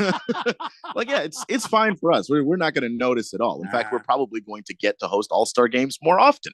Yeah. But we will now. Yeah. To me, if you're trying to grow the game, why don't you stop trying to figure out how to play games in Mexico and figure out how to grow the markets in the country that your league actually exists in? Why don't you do that? Some of those markets are small by population. Yeah. Not necessarily by enthusiasm, like you just said, but you have to also look at it from the NBA's point of view. It may not be as cynical as that. It might just be logistical. It might be a thing where they're like, now we this is what we need. It's a bare minimum, and we can't do it otherwise. But I think that they have done it otherwise. So I think maybe they're sliding their numbers up, if you know what I mean. Just San Antonio is considered a smaller market. Those people are rabid about basketball in those Spurs. Oh, Oklahoma City. Yeah, Oklahoma City was the next city I was going to say. Like again, those fans are rabid. And nobody wants to go to Oklahoma City. Well, the thing is, I can't wait to go to Oklahoma City for the NBA All-Star game. Said nobody ever. Well, maybe the players might have a case about it if they would actually try. It doesn't look like you're excited to be at an All-Star game, period. So I don't know. I'm not going to take that from players. And as for other people, maybe people from the outside looking in aren't going to be as excited to go, but the people that are there, it matters to them, and they are fans of your sport, and they are customers of yours. Swazman has reconciled his worry about the pace of play in the NFL versus Major League Baseball. I think he just sort of gave up on it. It's just like, you know what? No, I guess it's kind of like when you're at the Cardinals game with your family and there's a lot of timeouts. I guess that's more time for beer. See? Yeah. Problem solved. I don't know. Like whenever another commercial break comes on the NFL Sunday, I just drink some more. There you go.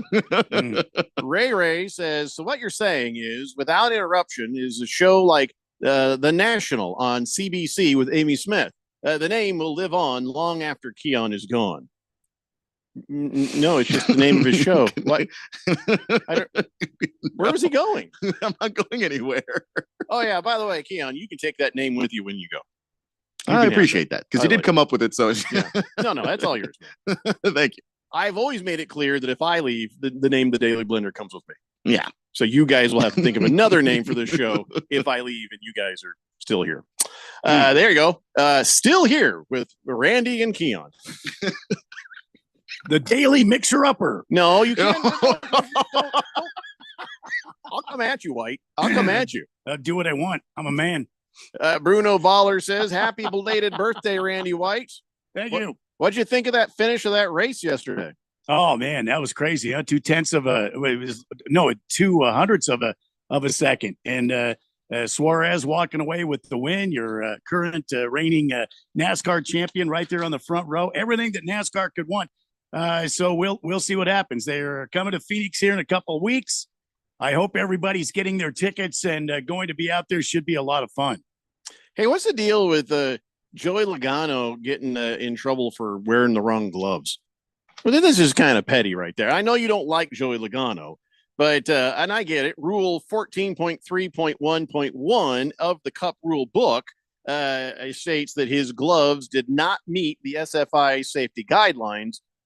It's a glove. How unsafe are gloves, Randy? Well, the gloves have to be they have to meet certain requirements. They have to be fire retardant, and they're very stickly about driver safety. So I would imagine that Logano just didn't see the value in having that same glove on there, or he just didn't realize that this glove is not approved. Which is kind of stupid. He drives for Penske Racing, and those guys know all the rules and all the the things that are going on. So I find it hard to believe, but it's a safety issue, Jeffrey. It's all about driver safety, and this is one of the ways that they keep the drivers safe by having approved gloves. Yeah. I've heard the term no glove, no love, but that I understand. Well, but the Joey Logano glove thing. So what was he wearing? Some like isotoners? I mean, what's the problem? What? I mean, it's just a glove. How unsafe can a glove be? Well, again, it's got to meet certain guidelines. It's got to be a certain thickness. This is getting stupid. Well, that's what I think. You can say stupid, but it's also has to be a fire retardant, something that the driver can wear and protect his hands and fingers in case of a fire. And apparently that wasn't it. So, Raven Kid, we stopped trying to come up with a name for Keon's show like last week. So stop it. I'm not going to read these anymore. Do you want to know what it was, or no? I'm not even curious. Yeah, okay, good. We've settled on it. It's fine. It wasn't great. And I think The Rock might sue, so forget it. There you go. All right, let's take a break. We'll come back. I got a lot of texts on the text line I got to catch up on, and of course, more random sports stuff after this. It's the Daily Blender here on 1580, The Fanatic. I'm still going for it, even with higher stroke risk from atrial fibrillation and a regular heartbeat not caused by a heart valve problem. Over a 3-year study, Eliquis apixaban tablets reduced stroke risk better than warfarin. And over 97% of Eliquis patients did not experience a stroke. A first stroke occurred in 2.9% of warfarin patients versus 2.3% of Eliquis patients. Don't stop taking prescription Eliquis without asking your doctor. It may increase your stroke risk. Eliquis can cause serious and in rare cases fatal bleeding. Don't take Eliquis if you have an artificial heart valve, abnormal bleeding, or antiphospholipid syndrome. While taking, you may bruise more easily or take longer for bleeding to stop. A spinal injection while on Eliquis increases risk of blood clots, which may cause paralysis, the inability to move. Get medical help right away for unexpected bleeding, unusual bruising, or tingling, numbness, or muscle weakness. Medications such as aspirin products, NSAIDs, SSRIs, SNRIs, and blood thinners may increase bleeding risk. Tell your doctor about all planned medical or dental procedures. Learn more at Eliquis.com or call 1-855-ELIQUIS. Hey, I came as fast as I could. What's wrong? Everything's okay. I just need you to know I'm glowing up. You just texted SOS Get Here Now. And I stand by that because I switched to Cricut and got the all-new Motorola Razr. I have entered my flip era and I am glowing up. I'm gonna go back home. I support that. Switch to Cricut and get the all-new Motorola Razr for $199.99. Smile, you're on Cricut. Must open a new line on a $60 a month voice plan. First month service charge and tax to its sale. Fees, terms, and restrictions apply. See CryptoWireless.com for details. I was afraid to cut the cord, but once I did, I couldn't believe it took so long to do it. Paying too much for my cable bill had become a bad habit. I either wasn't getting what I wanted or never knew where to find any of my favorite shows until it was too late. Plus, the prices just kept going up. Thankfully, I discovered a new way to watch called Philo. For just $25 a month, I can catch all my favorite shows on networks like BET, MTV, and TLC. It even has Nickelodeon for my kids. I can watch anytime I want, anywhere I want. Plus, Philo lets me have up to 3 streams at once, so everyone can watch what they want at the same time. Throw in the unlimited DVR that saves all my favorites for up to a year, and this really is the best deal in TV. I just wish I hadn't waited so long. Sound too good to be true? Well, try it out for yourself, and you'll see why people who love TV love Philo. Go to philo.tv, that's PHILO.tv, and start your 7-day free trial now. Hi, I'm Ralph Romano. And I'm Neil Lynch. We've been friends for over 30 years. And Wait. It's been over 30 years? Yep, you are that old. Well, at least you have one friend. Anyway, we have a show called The Weekend Warriors, Saturdays at 10 a.m. We'll discuss national and local sports, and we'll talk about some sports that you don't hear about much. We'll also interview local athletes, coaches, and sports-related business owners to share their stories with you. We look forward to sharing these great stories and hanging out with you. It's The Weekend Warriors every Saturday at 10 a.m. right here on 1580, The Fanatic.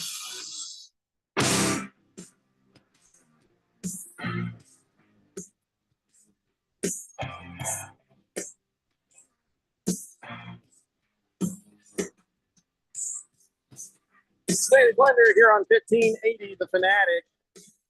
All right, let's get caught up on this text line so we can get this show on the road here, huh? Henry from Jamaica says, hey, fellas, great hearing y'all, as usual. Friday, Ralph took a shot at me, went to studio ready to release a diss track for Ralph. Really? What did Ralph have to say about old Henry? I don't remember. Well, I'm looking forward to hearing the diss track. To be fair, Ralph was taking shots at everybody because that's usually what happens when Ralph's here. If there is a diss track, he can't respond because I'm pretty sure Ralph is incapable of rapping. You know, I can rap. I don't think Ralph can. Gordon Fisherman says, I still think the show should be called Every Rose Has Its Thorn. Quit. We're not doing this. That's a good one. It's a good one. It's an incredibly corny name. Every rose it doesn't has its indicate to thorn. anybody what the show's about. It just stop there's it. a song, and you could have that to be the title. No, You see what I'm Randy. saying? We're not doing Keon this. Rose. Randy, we're not doing this. No. We're just not doing this. It's such a corny name. I will not be doing that. No, thank you. Beer Bob says, I'm glad to hear Phoenix Suns are going to get the All-Star game in 27, but are any of our superstars still going to be on the team then? You might still have Booker. Yeah, I mean, you should still have Booker. He's pretty young. But I don't see these other guys. I mean, Beal can't stay uninjured long enough to make it to that far. If they're not there, Jeffrey, Keon, and I will jump in. We'll take their place. We got this. Be the official host of the All-Star game in 27. Yeah, we got this. Yeah. Niner Annapolis says, just tuning in, want to give another shout out, a big thank you for those Sun Devil tickets versus WSU. They got a nice victory, and the family and I really enjoyed it. I got 2 young boys, 6 and 8 years old, and that was the first venue they've been to, and they really enjoyed the arena and had a blast taking pictures with Sparky, and they were throwing up forks by the end of it. So thanks again. It was awesome, and I definitely did not scalp the tickets. They were good ones. You guys are awesome. Yeah, I keep forgetting to tell everybody how good these tickets are when we give them away. They're like 18th row or something, and in the middle. I think that's what I was told. So happy you got him, Niner Annapolis. And I did accuse him of thinking of scalping him. I did. I think I said don't scalp them is what I said. Yeah, you don't scalp them. Yeah, it was just a warning. Yeah. Bruno Baller says, if you leave, Jeffrey, if you leave, the name of the show will be the Daily Blunder. Well, you can't. Well, I mean, that would work too. You can't just change one letter. Yeah, I still like Daily that's not Mixer going to stand Upper. in court. Big George knows. No, Daily Mixer. I will sue the living daylights out Mixer here. Upper. Yeah, I like that. Hefty Lefty says, yeah, no glove, no love. Yeah.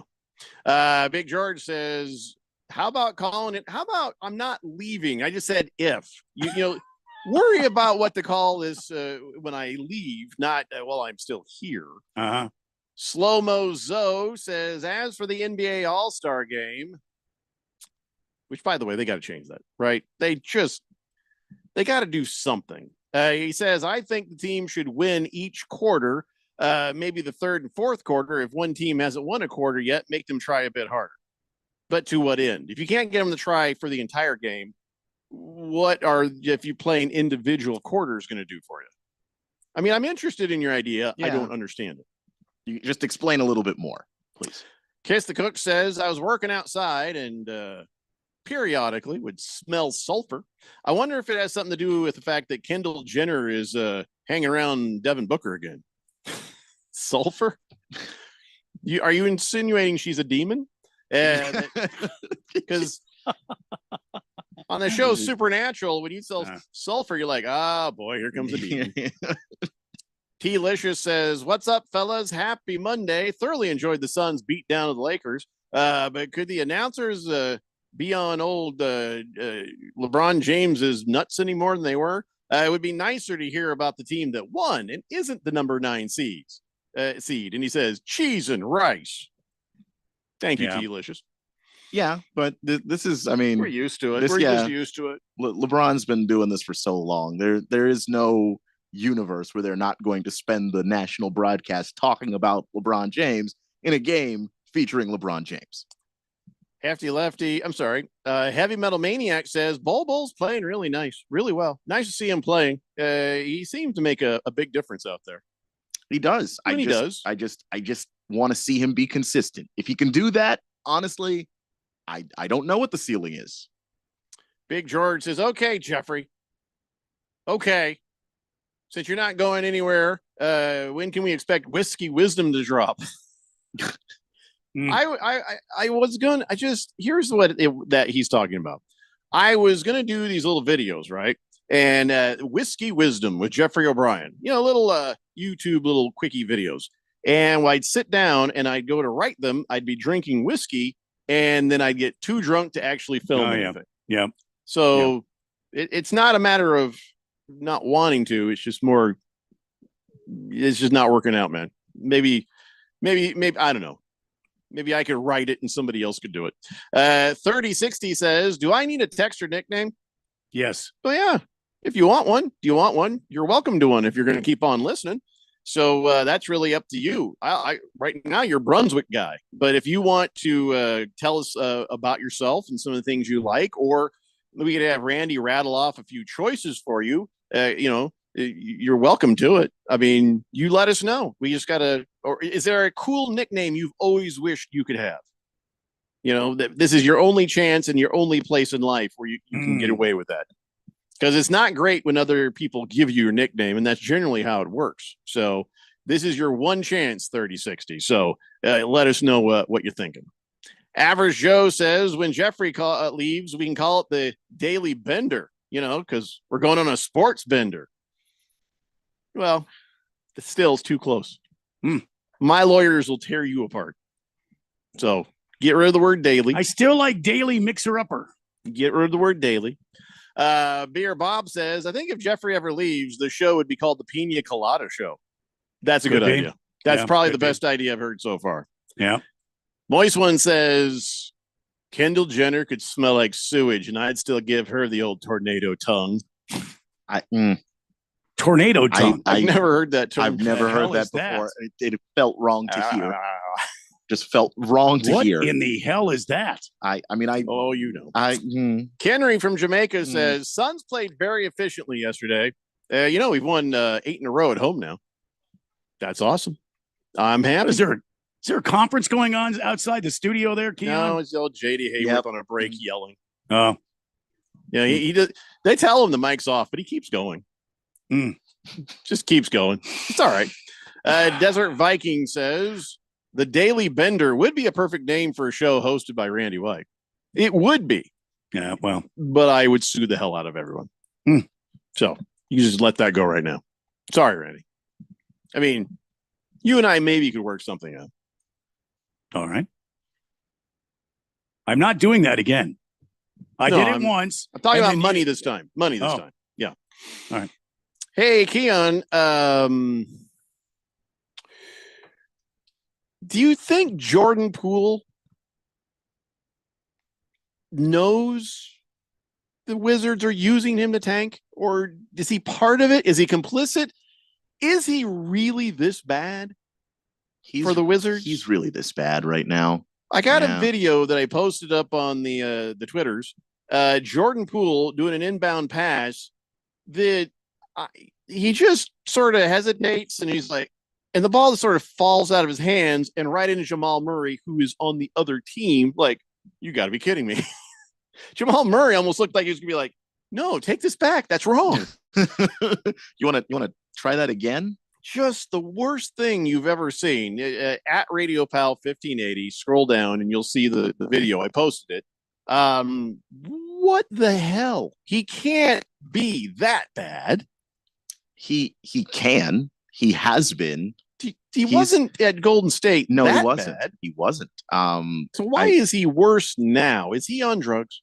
I don't think he's on drugs. Then how do you get to be that bad? I think he's trying so hard to not be this joke, not be this meme that everybody is mocking, and he's overthinking the simplest of basketball things I know he's capable of doing, because when he was in Golden State, he did them all the time. And I feel bad for the guy. I went from laughing at him to eventually just he's thinking so much. I think about what everybody's saying about him, about all the jokes that have been made at his expense. And I don't know what they need to get that guy to like a therapist or something, because he is so far inside his own head. He can't function on a basketball floor. And he's afraid to shoot, which is something that, like, when you saw him play before in Golden State, you would never have said Jordan Poole afraid of big shots, afraid of big moments. He's not even trying normal shots in regular moments. He's shooting like 8 or 10 shots a game. He's making more money than everybody on the team. That doesn't make any sense. Man, it was first kind of funny, and then because it didn't seem like it was on purpose, and then there were just comical errors, comical attempts, comical things. You're like, oh my god! Yeah. And now after this one, I'm worried. Yeah, and they benched him. I mean, for a team that's tanking, to bench a guy making the most money on the team should tell you that the other guys in that locker room, no, he's not useful on a floor right now. There are only 2 people who shoot worse than him in the NBA right now.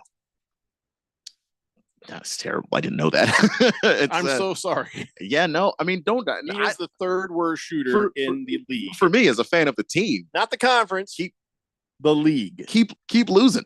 So that's not an apology to me, but to him, I feel bad for the guy, because I don't get the sense that he's trying to do this. I don't get the sense that he doesn't care.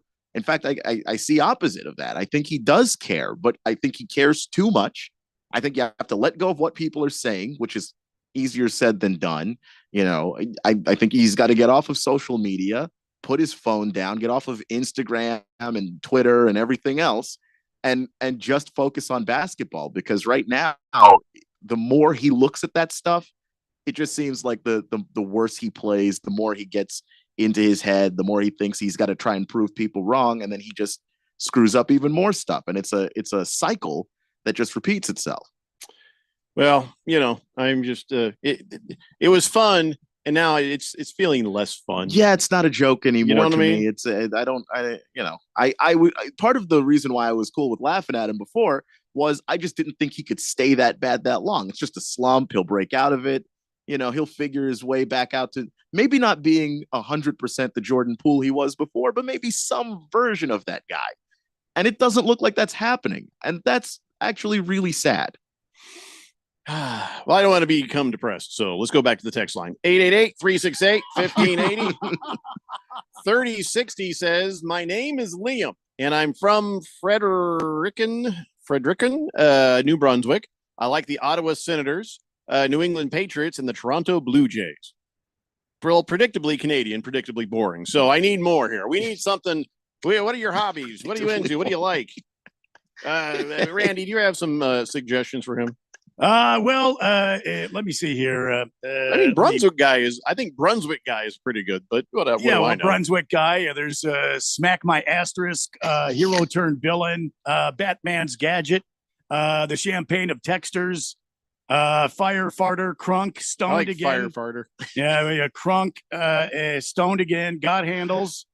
Let's see here. Plumber's Crack, Cat Hair, the Burner Account, the GM, the Dad Bod God, Triple Threat. Dad Bod God is exceptional too. Yeah, My Teeth Are Crooked, Doorknobs, Just the Knuckle, Salty, Pigeon Muffler, the Snap Clap, the Great Gazoo, Fat Rabbit, Chin Dimple. I mean, I could go on. No, that's a pretty good selection right there. Yeah. Oh, yeah. Well, 3060, we're getting there. We're getting there. Work with us, my friend. Work with us. Swave Dave says, hey, Randy, I think you have a loophole here. Jeffrey called it the Daily Blender, but he's never been on Daily, especially a Saturday or Sunday. So how about this? The Weekday Mixer-Upper. Yeah, that's another good one. I would not even bother to file any paperwork if you called it the Weekday Mixer-Upper. The Weekday Blend Together. Nope. Now I'm suing. The Weekday Blend Together. You put the word blend in there, there's a problem. But yours is Blender. No, mine would be too Blend close. Together. I like that we're doing colder, warmer, Yeah. but in the legal sense, that if you're too close and if you're too warm, you're getting sued to death. Yeah, Weekday Mixer-Upper, no problem. The word blend in there or daily in there, no problem. Slow Mo Zo says NBA All-Star game, each quarter resets to 0-0. But why would they care though? What difference would that make for the people who are involved? This All-Star game the for fourth- the NFL for the NBA needs to be done at the end of the season or before the start of the season. I think the fourth quarter is already kind of a different game because they have the ELO ending with that one, where it's the first one to 24. So that's already different. It does not make anybody try harder from what I've seen. So and unless I'm missing something, why would starting over every quarter brand new make players who are not trying for a game where the fourth quarter is already different than the other three quarters? What about that? Here. Yeah, like the effort is just not there. And I don't see how that makes them try harder. It's just Heavy Metal Maniac says, hey, Randy, if you ever take over, you can call it the Sports Kebab. Well, actually, I really like that. Really like that. Sports Kebab. All right, we got to take a break. When we come back, I want to talk about, something I think that we should consider doing to replace the Olympics themselves. I think there might be a better way, and we'll tell you about it when we come back. It's the Daily Blender here on 1580, The Fanatic. I was afraid to cut the cord, but once I did, I couldn't believe it took so long to do it. Paying too much for my cable bill had become a bad habit. I either wasn't getting what I wanted or never knew where to find any of my favorite shows until it was too late. Plus, the prices just kept going up. Thankfully, I discovered a new way to watch called Philo. For just $25 a month, I can catch all my favorite shows on networks like BET, MTV, and TLC. It even has Nickelodeon for my kids. I can watch anytime I want, anywhere I want. Plus, Philo lets me have up to 3 streams at once, so everyone can watch what they want at the same time. Throw in the unlimited DVR that saves all my favorites for up to a year, and this really is the best deal in TV. I just wish I hadn't waited so long. Sound too good to be true? Well, try it out for yourself, and you'll see why people who love TV love Philo. Go to philo.tv, that's philo.tv, and start your 7-day free trial now.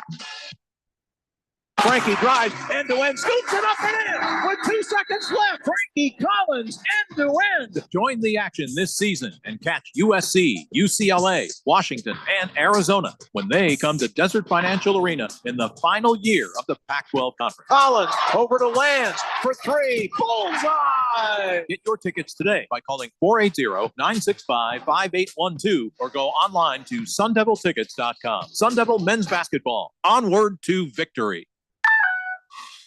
Hey, I came as fast as I could. What's wrong? Everything's okay. I just need you to know I'm glowing up. You just texted SOS get here now. And I stand by that because I switched to Cricket and got the all-new Motorola Razr.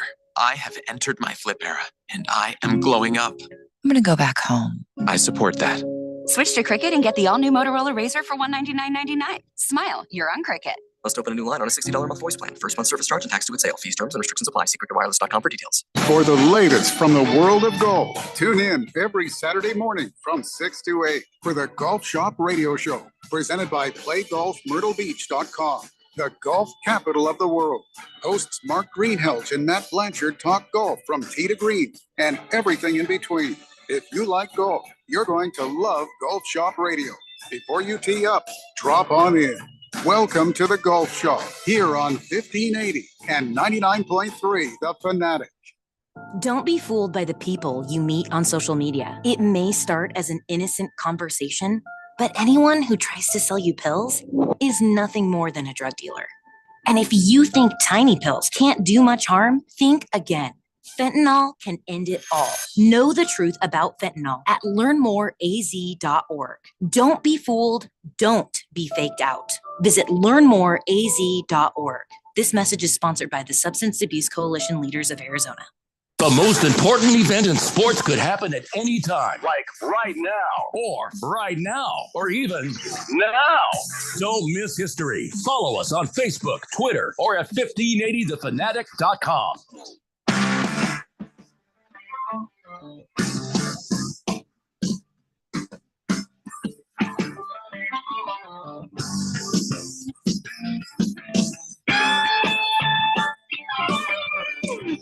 Daily Blender here on 1580 The Fanatic.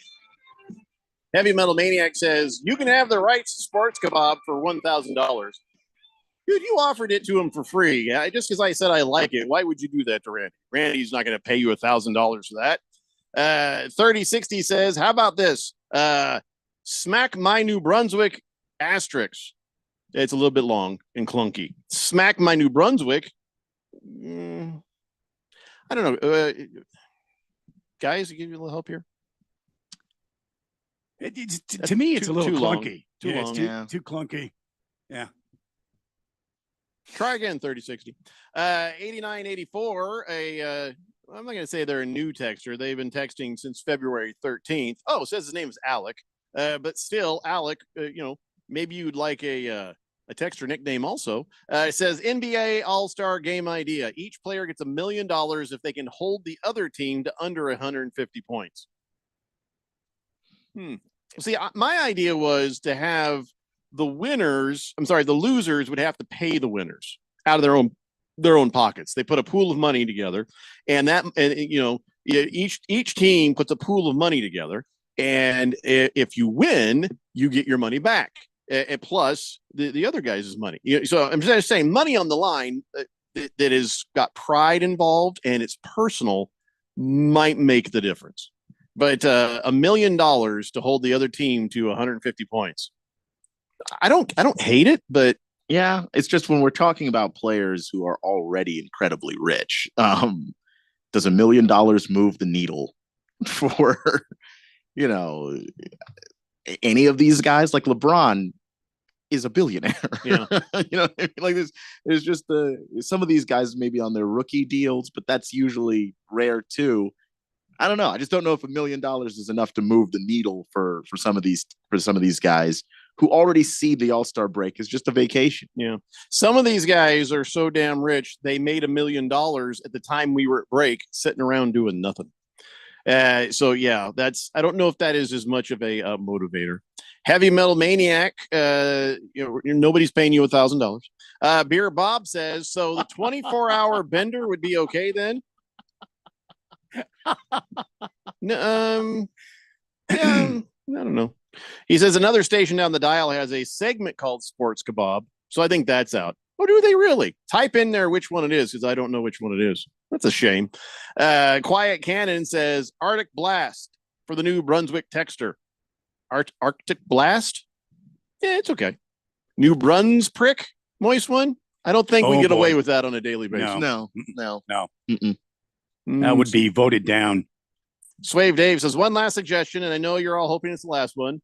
The weekday sports frappe. Google the word frappe. Yeah, probably not. I'm not Googling it. Mr. Wilbur says, in a perfect world, when the 2027 All-Star game comes to Phoenix, oh, Wilbur, you won't be alive. Why are you doing this to yourself? You'll be long dead by then. Wilbur, I hope not. Sorry, Wilbur. I'm just kidding. I hope not. He says LeBron won't be in it because he'll be out of league by then. Probably. Maybe. He's still, listen, even though they lost, he's still pretty damn good. I had an argument with my kids about this. I was just like, look at him. He's still doing it. And they're like, oh, look, he's limping. I'm like, doesn't matter if he's limping. Look what he just did. He just massacred the basket. I mean, he's still a lethal player. I don't know if you guys see what I see, but I mean, if anybody could hang in there a few more years, it'd be him. Yeah, he's still averaging around 25 and 10, which is crazy to say for how long he's been in the league. He's at that point now where the children of the guys that he was playing with when he was just coming into the league are now starting to play in the NBA, and he's still averaging 25 and 10. And I just think as long as you can do that, there's going to be a place for you in basketball. 3060 says, moist one, shame on you. That was dirty. How about just Brunswick guy? That's what I said in the beginning. Yeah. He says straight and to the point. I'm good at naming stuff. That's one thing I'm good at is naming stuff. Well, that and a visionary. I am a visionary. Yeah. No, I'm also a visionary, but I'm good at naming stuff. All right, Brunswick guy, I like it. So there you go. Welcome to the text line, 888-368-1580. So, hey, Randy, I have had the domain name, the Guy Athlon. For quite some time. Yeah. First, the radio station had it, and then finally, when we just never got around to doing anything, I was like, I'll take that over. And so now I own the Guy Athlon, but we've never done anything with it because lack of things. Help. Yeah. So I think I don't know if I have a lawsuit. Now that I think of it, do I have a lawsuit? George may need, probably not, because it's gonna be different kinds of stuff. Okay. Well, here's what happened. The inaugural Florida Man Games went down in St. Augustine, Florida on Saturday. Organizers called it a huge success. And it's basically the Olympics for Florida crazy people. They had the mullet contest. They had a mud duel with pool noodles. They had an evading arrest obstacle course where actual cops chased people down. I'm not sure how many fans actually showed up, but tickets cost around $50, and they said they were expecting 5,000 people. Best quote was from a guy named James Gordon, who won the barbecue pork and sausage speed eating contest. He said, I've lived in Florida my whole life. They're calling these events. I'm calling this a friggin' Tuesday. Yeah, that makes sense. Only real issue was no women's divisions. The only event for women was a Florida Ma'am pinup contest. One of the judges at the games was Lori Fetrick, who played Ice on American Gladiators. She suggested they add actual events for the ladies next year or hold a separate Florida Woman Games. So yeah, the Guyathlon was supposed to be all this like guy stuff, man stuff, Well, we had a whole bunch of events that we listed up and stuff. Yes. I feel like if you do like a bunch of different versions of this, you don't need the Olympics anymore. I think you're right. Yeah. Mm-hmm. You could do here. You do the America Games, where everybody in the country can come and compete in some of the stupid crap like what the Americans do. Then you have the Arizona Games, which is only stupid crap Arizonans do. Then you have Florida Games, and you can have just every state has its own games. And from those events, you send your guys to the America Games, and then the America guys go in. The Olympics become all the people from their like country games, the England games and the Scottish games, the World Games. Yeah, and it's everybody shows up, and then they set up different events. Those people who won, say the Florida Man Games, have to be able to win the America Games, and the America Games guys got to win the World Games. This is gonna be so much fun. Oh yeah, yeah. Instead of way better than the Olympics. Instead of ribbon dancing or break dancing, equestrian events, ski jumping, synchronized swimming, like Canadian games, a lot of sorry games, apologizing, and stuff from England and France. Like England is bad teeth, and all these different fun stereotypes that we could work with. I think that that would make the world version of these games. I agree. You could 100%. only do it every 4 years. You could have a spotted dick eating contest. See what I'm saying? That's a lot of dessert to eat for a contest. Well, I mean, it's it's right there. I mean, put up Joey Chestnut in some spotted dick eating. I'm thinking he's going to roll tide on that. Mm-hmm. He's going to roll damn tide on that. Spotted dick is a traditional British stem pudding, historically made with suet and dried fruit and often served with custard. Non-traditional variants include recipes that, I'm just trying to make sure we don't get in trouble. So the spotted dick is a British dessert. I wasn't talking about when you say that Joey Chestnut's going to shove a bunch of spotted dick in his mouth, I had to make sure that everybody knows that is a traditional British stem pudding. Oh yeah, it's made out of custard and fruits and things. Yes, comes in a can usually. Main ingredients are Mediterranean fruit, flour, sugar, milk, and baking powder. Yeah, there you go. But you get the idea. Hey, with Joey Chestnut's got that jaw. Jaws chestnut. You see what I'm saying? Mm-hmm. And he just pounds a big pile of that spotted dick right in there. I feel like maybe it should be fish and chips. I'm just going to put that out there. Really? Maybe it'd just be, really? Might just be better there. I mean, look, we'll win no matter what it is. I mean, Joey Chestnut will dominate. And then you get that guy, what was his name? Yamamoto? No, not that guy. Wait, there was another guy. I know who you're talking about. Kawasaki, I think was his name, and he was the champion for a while. Japanese and then Joey Chestnut put him away. You see what I'm saying? Now let's see that Yamamoto. Let's see him to do some of that spotted dick. I don't think he could do it. That's why you get Joey too Chestnut. much diabetes from cramming a bunch of spotted dick in your mouth. Absolutely. I feel like you're better off with the fish and or the chips. Or remember, and then Italians, well, I guess that's just mozzarella sticks? I don't know. This would be fun, and we'd learn a lot about each other, wouldn't we? We would just learn a lot about each other. If it's in Italy, you could have like a mozzarella eating contest. Yeah. I think it's a great idea. Maybe some of that Italian pie. What? See what I mean? What's Italian pie? Italian pie. You mean pizza? Yeah. Oh, well, they don't really eat pizza like we do, though. The pizza we eat is American pizza. I don't think they eat the same kinds of pizza. I don't know. Miss Kim had on some show the other day. Stanley Tootie Pants or something. I forget his last name. Discovering Italy. And he was in Rome, and they had Italian pie there. Yeah. Was it like thicker? Was it thick? Very thick. No, not really. Niho says France wouldn't do well in the country games. They'd immediately surrender before they even start. Well, that's yeah. Well, I mean, that's what you don't see a lot of French sprinters. But then once there's gunfire, they're just like hands up. They just you could have like speed, surrendering. I think the French would be dominant in that category. Quiet Cannon says for the NBA All-Star game, Jeffco, your idea is a play for your own money there. It means you'd have skin in the game. Yeah, that's what I'm saying. Then you have bragging rights. That's what I've been saying, Quiet Cannon. Thank you. He was complimenting my idea. Yeah, I'm telling you what. NBA guys can are you not going to put expect up for the All-Star game for them to put up their own money? They're not going to do that. I bet it doesn't have to be hundreds of thousands. I mean, it doesn't have to be millions. It could be like every player puts up 10,000.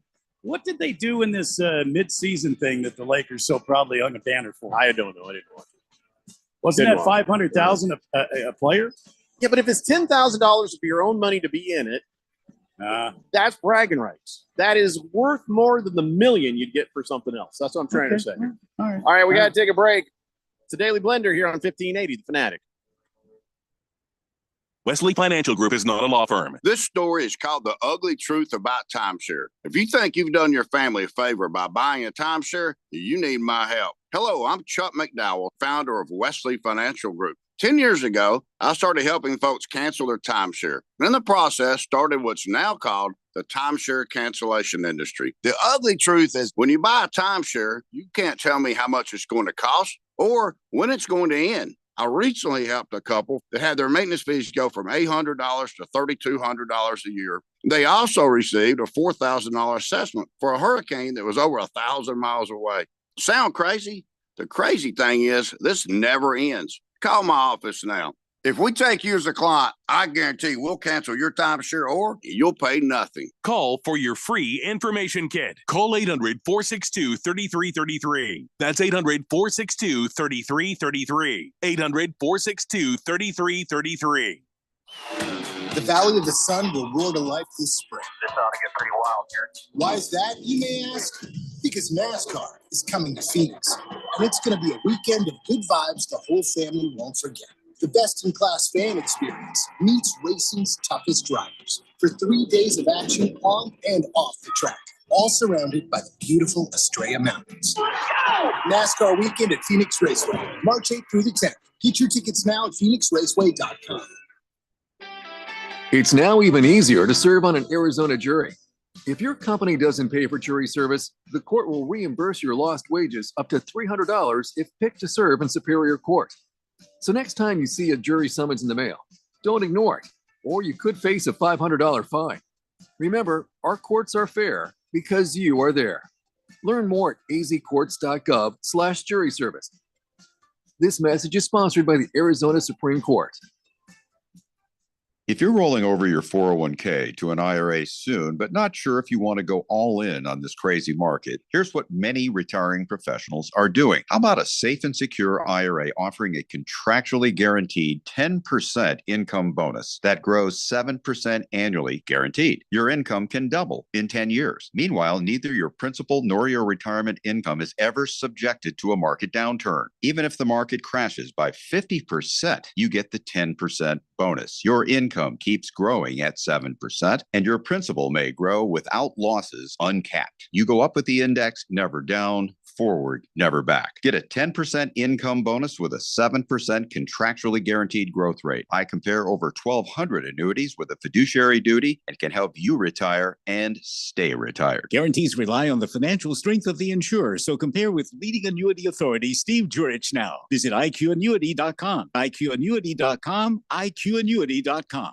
KQFN Tempe. Also transmitting on K25CD Phoenix at 99.3 FM. And K24EU Fountain Hills at 95.9 FM.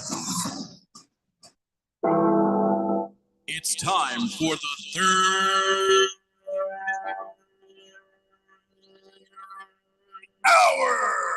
Quiet, people, settle down because it's time. Time for what? Showtime. When does it start? Right now. 3, 2, 1. Let's get on with the show. Let's do it.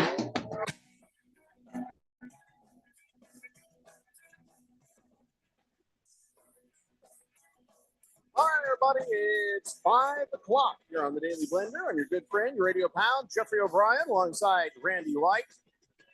Got Keon Rose in the control room, and you guys are on the Fanatic text line, 888-368-1580, as we broadcast live in the Harmon Solar Studios in Scottsdale. So why wouldn't Major League Baseball just say, yeah, I think we see it too. Ooh, go ahead and wear your old pants. We've made a mistake. Have you seen the pants, Randy? Have you seen the baseball pants? They're see-through. You can see the shirts tucked in, and if somebody's shirt's not tucked in, you're well, you don't need to have a psychological evaluation. You'll see their nuts. I mean, it's just this. Why don't they fix it? I don't understand. Well, they had this new contract with the Fanatics to do all the uniforms. Yeah, I the get players, that. Sure, a lot of players don't like them because they don't seem like they're very good quality. Other players like them because they're lightweight, they're breathable, and so you got this kind of quandary happening in Major League Baseball.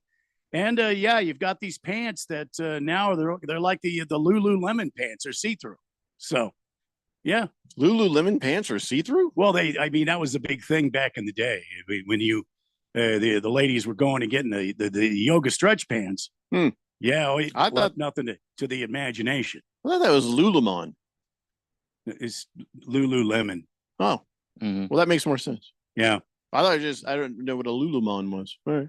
It's a Lululemon. Got it. But it's in Jeffrey E's. So, yeah. No, I mean, I just didn't know. Never heard it out loud. So Lululemon. So, listen, the union has talked to the players, and they say the pants are, quote, a universal concern. So they're like, we got to get this sorted out before opening day. This is, but there have been some hilarious photo shoots with these players wearing these things. All right. Can I just ask, white the only color they have? Oh, no. Some of the guys have gray pants. Are the gray ones see-through? Probably, but not as much as a white pair of pants. You see what I'm saying? Yeah. And then they've got these city uniforms, whatever they call them, the community uniforms, where the colors are all over the place. You just don't know what you're going to have. Depends on where you're at. You might have bright yellow. Boston has like a bright yellow, light blue city uniform that they have. But I mean, it's either white or gray. That's the technicalities of baseball. Absolutely a quick way to get Major League Baseball to change. Well, just go back to Nike or go to Adidas. No. Get some quality things in there instead of what fans wear. That's what they should do. That's what Major League Baseball should do that, but they're not going to do that anytime real soon because they are like, nope, you have to wear these. They actually have been kind of strict about it, saying, nope, you still have to wear them. These are the pants. You have to wear them. And so this isn't about what Major League Baseball should do. This is how the players will get them to do what they want. And this is what it is. Everybody's got to wear some very bright red frilly thong, almost like lady underwear. Why? Because that'll show through them white pants, and Major League Baseball, they can't tell you what kind of underwear to wear. So the Major League Baseball is like, whoa, and they'll immediately get everybody to put on the pants again. The problem is these guys, a lot of these guys wear sliders.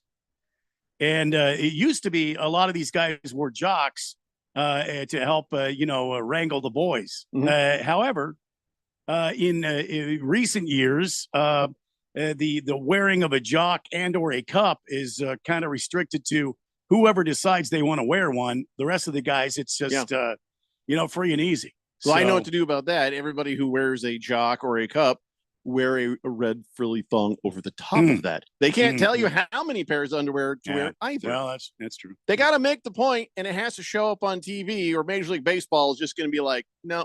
Well, I mean, if you got a thong on and you're sliding in a second, you're trying to break up a double play. I mean, your ass is going to get chapped pretty good. Well, that's why I'm saying wear it over your other stuff, just so it shows up. I mean, I guess it on TV, but they were taking promotional pictures, I think, for the Braves. Mm-hmm. And one of the Braves players, you just see it. It's not even. He was spread eagle.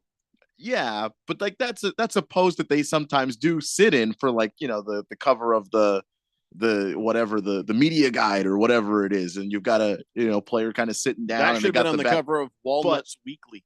But normally you can't see through the pants. That's the only difference between that and how people in any normal situation. I mean, it's just right there. How has Major League Baseball not seen that already? I get what baseball's trying to do.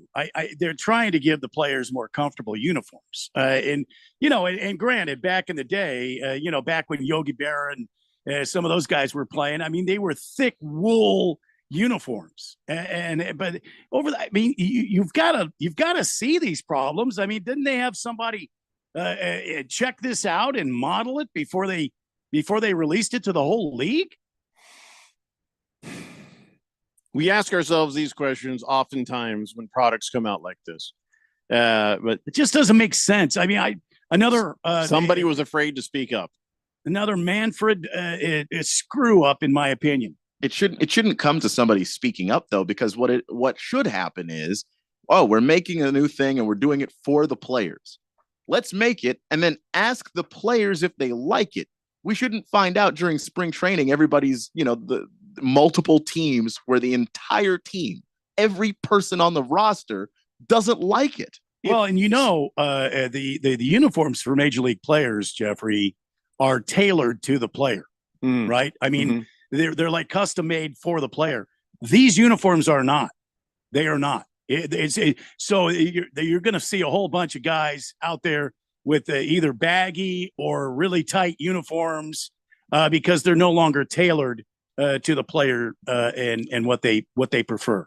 It kind of occurs to me that if a lot of these teams have front offices, Major League Baseball has offices, like actual workplace offices, that if anybody showed up to those workplaces wearing see-through pants, Ned, we've told you, go home, change those. You can't be walking around in this thing. Damn it, Ned. We've seen enough, Ned. One more time, and they be or in HR having to explain themselves. You uncircumcised Gentile, Yeah. Get out of here. What is going on, Ned? You can't wear see-through pants in the offices of Major League Baseball. So if you wouldn't let Ned let his freak flag fly, why are you putting these on players? It's just, I think I have a feeling it's another money saving cost for owners and Major League Baseball.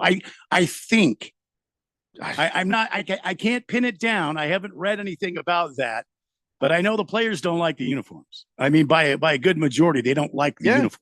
By God, we're going to save money. How are we going to save money? How about see-through pants? Brilliant.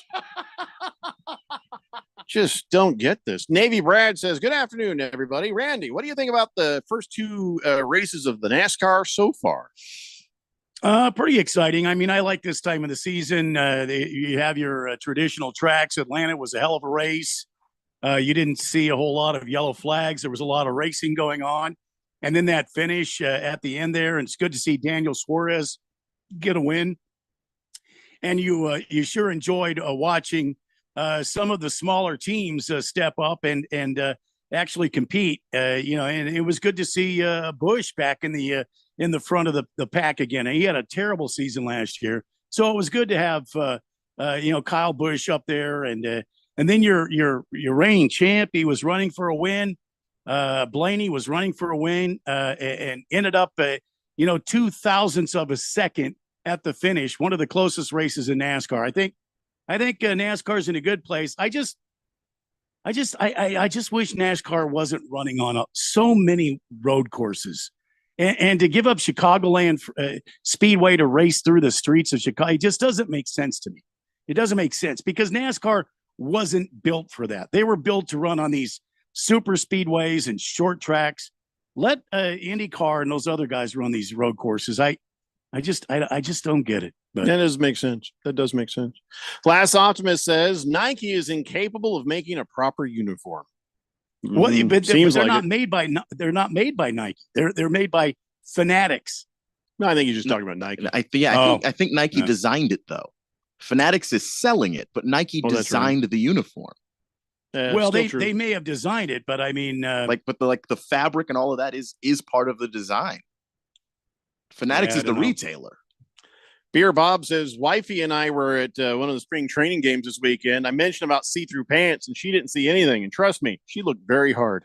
They must have been the gray ones or the lighting. I don't know. Big George says, not sure why people are so concerned about these uniforms. If you got it, flaunt it. That's what I say. Yeah, well, that's all fine for you, and you go, girl. But the rest of us don't want to see it. And I don't think that there's a parent that wants to watch baseball with their child, and then they have to explain what's going on there with the third baseman, and why can we see everything going on inside of his pants? I don't think that's why okay. Do we get to see the third baseman's Mr. Winky? Like that. No one should have to answer that question. I'm sorry. By the way, ladies and gentlemen, you got kids, and you have to explain, uncircumcised and circumcised. I like to use one of nature's best examples of circumcised, uncircumcised. Really? Are we talking about this? Palm trees. Yeah, when a palm tree is properly grown and trimmed, that is circumcised. When it's uncircumcised, that big bushy thing that goes all the way up the tree with the top of it there. So that's what you just point and you go, well, that's circumcised and that's uncircumcised. And then you have to field a lot of calls from the school, but it's worth it. Because that kid goes to school and goes, oh, yeah, circumcised. And they have, what? Daddy says that one's circumcised. That one's not circumcised. And, it makes a slow day go a little bit better. You know what I'm saying? To get a call like that, it's just priceless. So that's just from me to you. It's free of charge. Enjoy that. Yeah. Hefty Lefty says the theme for this spring training is moose knuckle. Mr. Wilbur says, Randy, didn't Tom Petty sing a song about most guys not wanting to wear? Okay, I'm not reading that. It's just another dumb joke by Mr. Wilbur. Free falling. It's not free balling. Not free balling. Baker's Cocky Hen says, this sounds like the George Costanza cotton uniforms. Seriously, wear branded underwear under there with non-approved brands, and then they'll change it. Oh, I like the red frilly thong idea, but your idea is good too. Yeah. 9747 says, it's a new texture here, says, for the NBA All-Star game, each conference has an all-defensive team. The guys who generally get paid less than the big stars they want to knock the daylights out of. They could play the opponent's regular team rotating each quarter. You can't risk getting your stars beaten up, though. Yeah, and also, I want to see the best players in the league play.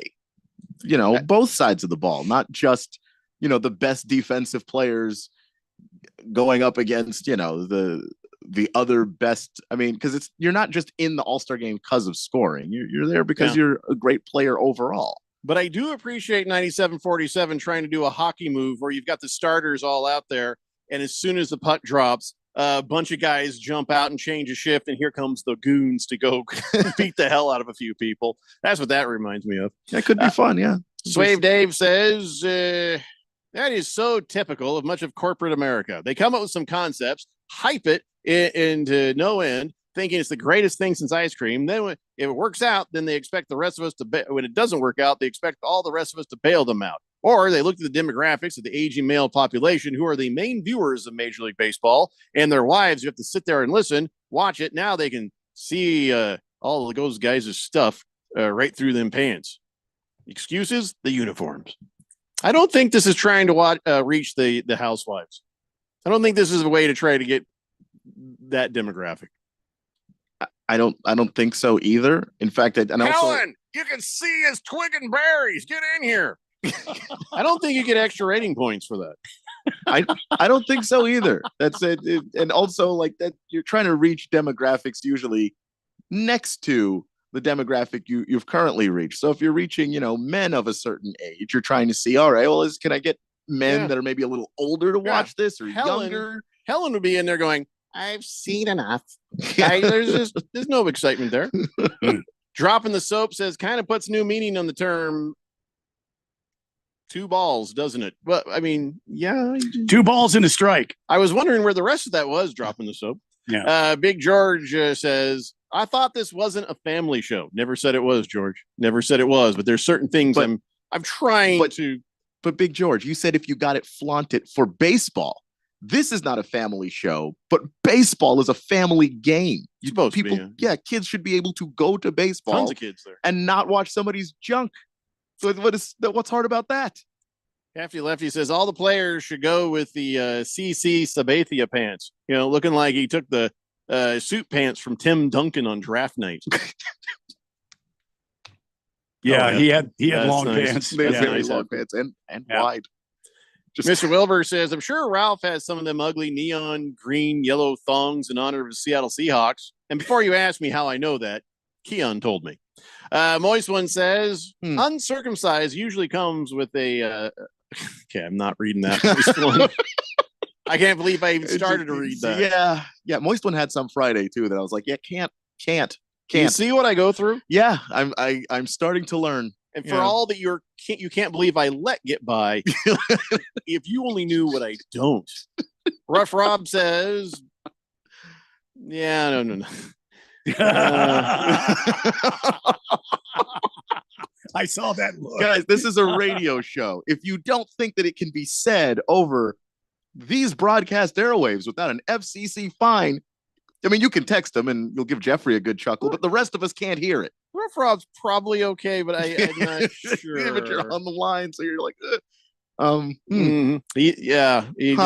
He wonders what'll happen when somebody takes a ball to the crotch, you know, in a game. And, that's all I'm going to say. Baker's Cocky Hen says junk is all baseball's about. Junk food. Good pitcher brings the junk. Why not show us your man junk too now? Because kids don't need to see it. They just can't stress that enough. So you think they'll have this figured out by opening day, or do you think we're going to start a season? In Rob Manfred's MLB, they will have nothing sorted by the beginning of the year. Nothing sorted out. I mean, he'll go right on through with it. Doesn't matter to him. We got to take a break. When we come back, let's go ahead now and talk about the death of the NCAA. Probably, I don't know if it's the death blow, but it's kind of like if you're I don't know. I'm trying to think of a good analogy here. But basically, it may not be dead, but it's fatally wounded. I think. When we come back, we'll explain. It's the Daily Blender here on 1580 The Fanatic. This is Brent Musburger's action update on 1580 and 99.3 The Fanatic. Get insights into the sports betting market with VSiN's betting splits. See where the money is and keep updated on how the market is reacting. Only at VSIN.com. Now, here are the latest lines from my guys in the desert. USC quarterback Caleb Williams is the overwhelming betting favorite to be the #1 overall draft pick. Williams is at minus 1,600. The Chicago Bears do have the #1 pick in a deal they had last season with the Carolina Panthers that netted the Panthers Bryce Young. The Bears still have Justin Fields at quarterback under his rookie contract. North Carolina quarterback Drake May is plus 1,100 to be the #1 overall pick. Jayden Daniels, the Heisman Trophy winner out of LSU, plus 2,500. Ohio State wide receiver Marvin Harrison Jr. plus 2,500 to be the #1 pick in this year's NFL draft in April. I'm Tony Desiri with your VSiN action update on 1580 and 99.3 The Fanatic. At Bet365, we don't do ordinary. We believe that every sport should be epic. Every basket, every game, every point, every play, from the moments that are legendary to the ones that fly under the radar. Whether it's a three-pointer at the buzzer to tie the game, or a player goes 2 for 2 at the foul line. Whatever the sport, whatever the moment, it's never ordinary at Bet365. 21 plus only. Must be physically located in Arizona. If you or someone you know has a gambling problem and wants help, call 1-800-NEXT-STEP or text NEXT-STEP to 53342. Hi, I'm Henry Winkler. My eyes are very important to me. My eyes connect me with everything I love. I loved my late father-in-law dearly. He always lit up a room, but his vision dimmed with age. He had age-related macular degeneration, or AMD. And since partnering with Apellis, I've learned there's an advanced form of dry AMD called geographic atrophy, or GA. His struggle with vision loss made me want to help others know about GA's warning signs. For some, colors appear dull or washed out. For others, hazy or blurred vision make it hard to see details, like fine print on price tags. Many have trouble seeing in the dark, making driving at night difficult. GA gets worse over time and cannot be reversed. If you think you have GA, don't wait. Treatments are available. Ask a retina specialist about FDA-approved treatments for GA and go to GAWon'tWait.com. Hey, I came as fast as I could. What's wrong? Everything's okay. I just need you to know I'm glowing up. You just texted SOS Get Here Now. And I stand by that because I switched to Cricut and got the all-new Motorola Razr. I have entered my flip era and I am glowing up. I'm gonna go back home. I support that. Switch to Cricut and get the all-new Motorola Razr for $199.99. Smile, you're on Cricut. Must open a new line on a $60 a month voice plan. First month service charge and tax to its sale. Fees, terms, and restrictions apply. See CricketWireless.com for details. The Renaissance Festival is back. Weekends now through March 31st. Great shopping, a giant crafts market, new shows featuring sea fairies, mermaids, and merriment. Non-stop feasting and more. The Renaissance Festival is back. Weekends now through March 31st. Discount tickets available at Bashes and Food City or ArizonaRenfestinfo.com. Presented by Delta Airlines, Bashes, Food City, Pepsi, Budweiser, and Guinness.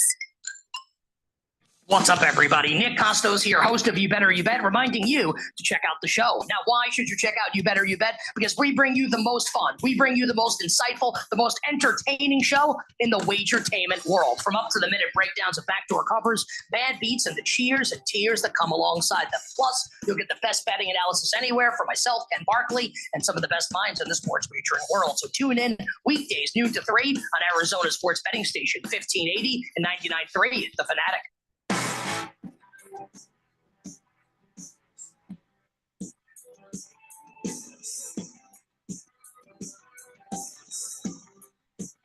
Daily Blender here on 1580, The Fanatic. CK says, my 12-year-old, my 10-year-old, and my 8-year-old believe this is a wholesome family show. I believe you're a bad parent. Yeah. It's just like if you're the parent, it's you're like when I was a kid, it was like a string of parents that would buy like Grand Theft Auto for their kids because it was just a video game. And like the name of the game being a crime didn't give that away for them, that maybe this isn't for children. Keon, understand, CK basically, well, he didn't give his kids Grand Theft Auto. He sent them into the store to steal it, and he drove the getaway car. So Coom says, well, you know, them pants, it's to verify who's wearing their protective jewel protectors. I don't think it's really got to wear them. And we don't need to verify that as the viewing audience. Yeah, leave us out of this, man. Swave Dave says, you've heard how fashion trends go in cycles. Maybe this is a cycle where the designers were patterning the uniforms after 80s rock bands. I don't remember seeing see-through pants then. They were just rubber pants. And they were tight, but they weren't see-through. Yeah. Acid wash, maybe. Yeah. Silver Pop says, good afternoon, gentlemen. Was it last summer when we had the discussion of a Major League Baseball player wearing a good luck thong? Well, I guess with these, you see through pants, you get to see them good luck thongs and all their glory. It's information that I didn't ask for and TMI. did not want. TMI. So let's talk about the death of the NCAA, which, by the way, nobody's going to be sad about. And it's basically getting rolled by the gator of life, and it's just about to be over. But I guess once the NCAA loses their ability to enforce NIL rules, what is the point of them? Because in Tennessee, a federal court has granted a preliminary injunction in a lawsuit attacking the NCAA rules regarding NIL payments. And so now the NCAA can't punish athletes or boosters for negotiating name, image, and likeness deals in the recruiting process, whether the athlete is picking his or her first school or whether he or she is in the transfer portal. So, okay, so why does the NCAA exist anymore now? I mean, what do they do? Why is everybody giving them money? They're still the governing body of the sport, and this is mostly because a lot of these schools still would like that. There's still somebody that's in charge that you can appeal to for things, and then that's the reason why they still exist, even though everybody hates them. Well, if everybody hates them, and you see like the SEC and was it the ACC? Who was it? It was the SEC and the Big Ten. Big Ten, who are like, we can do this ourselves. Yeah, I mean that's where we're slowly headed. Is just a super conference governed by some combination of Big Ten, SEC, maybe ACC and Big 12 if they're able to hang on. But right now, those two conferences have all the power, and they're using that power to try and dictate the future of college football. They're trying to dictate what the playoff looks like and a bunch of other stuff. So, all right, we don't need the SEC like in charge or the big whatever, and everybody hates the NCAA. So why don't all of the heads of all of these, like the head of the Big 12, the head of the Big 10, the head of the SEC, the head of the ACC, the head of all of the different, organizations get together like a United Nations and run it as a group? Why don't the heads all come together and do it as a like kind of a democracy kind of thing, and not let just the NCAA have all the power, just let the conferences have the power, and everybody, they can vote on stuff? Because I don't think the SEC and the Big Ten want to share that power with everybody. If you have all the conferences get together, then you're not just talking ACC and Big 12 and whatever's left of the pack, but you also have the WAC, you have the Mountain West, you have the Southern Conference, the SoCon. So all of these conferences, some of these schools are smaller, they don't have as much money, and there is no school in the SEC that gives a damn what they think in the SoCon. They just don't. And so, like, why should they have an equal seat at the table? Okay, so maybe not all of them, and maybe the biggest ones. Let the biggest ones have representatives. They get together and they vote on, kind of like the NFL owners do, like the Major League Baseball owners do, like the NBA owners do. Well, now nobody owns the colleges and the schools and the stuff. Have the heads of all that come together and decide how to do things and what rules will be, so everybody has more of a say in it, rather than just this out of touch, completely just bonkers NCAA doing this. Yeah, the NCAA exists in large part because of all of the other conferences that I just mentioned, that someone has to govern those schools too, and everybody is right now okay with the NCAA doing that. And part of it is also the NCAA is stepping on every mine in the minefield. And that, who doesn't get to take any blame for that? The SEC. They get to throw their weight around, but they don't have to actually take any responsibility for all of the bad decisions being made. The Big Ten doesn't have to do that either. Like they let the NCAA take all of these hits, and then they can kind of build what they want to on top of what's left of it. If there's anything left at the end of it at all. I think the NCAA did a lot wrong. I think the NCAA can save itself by pulling its head out of its ass and doing things right.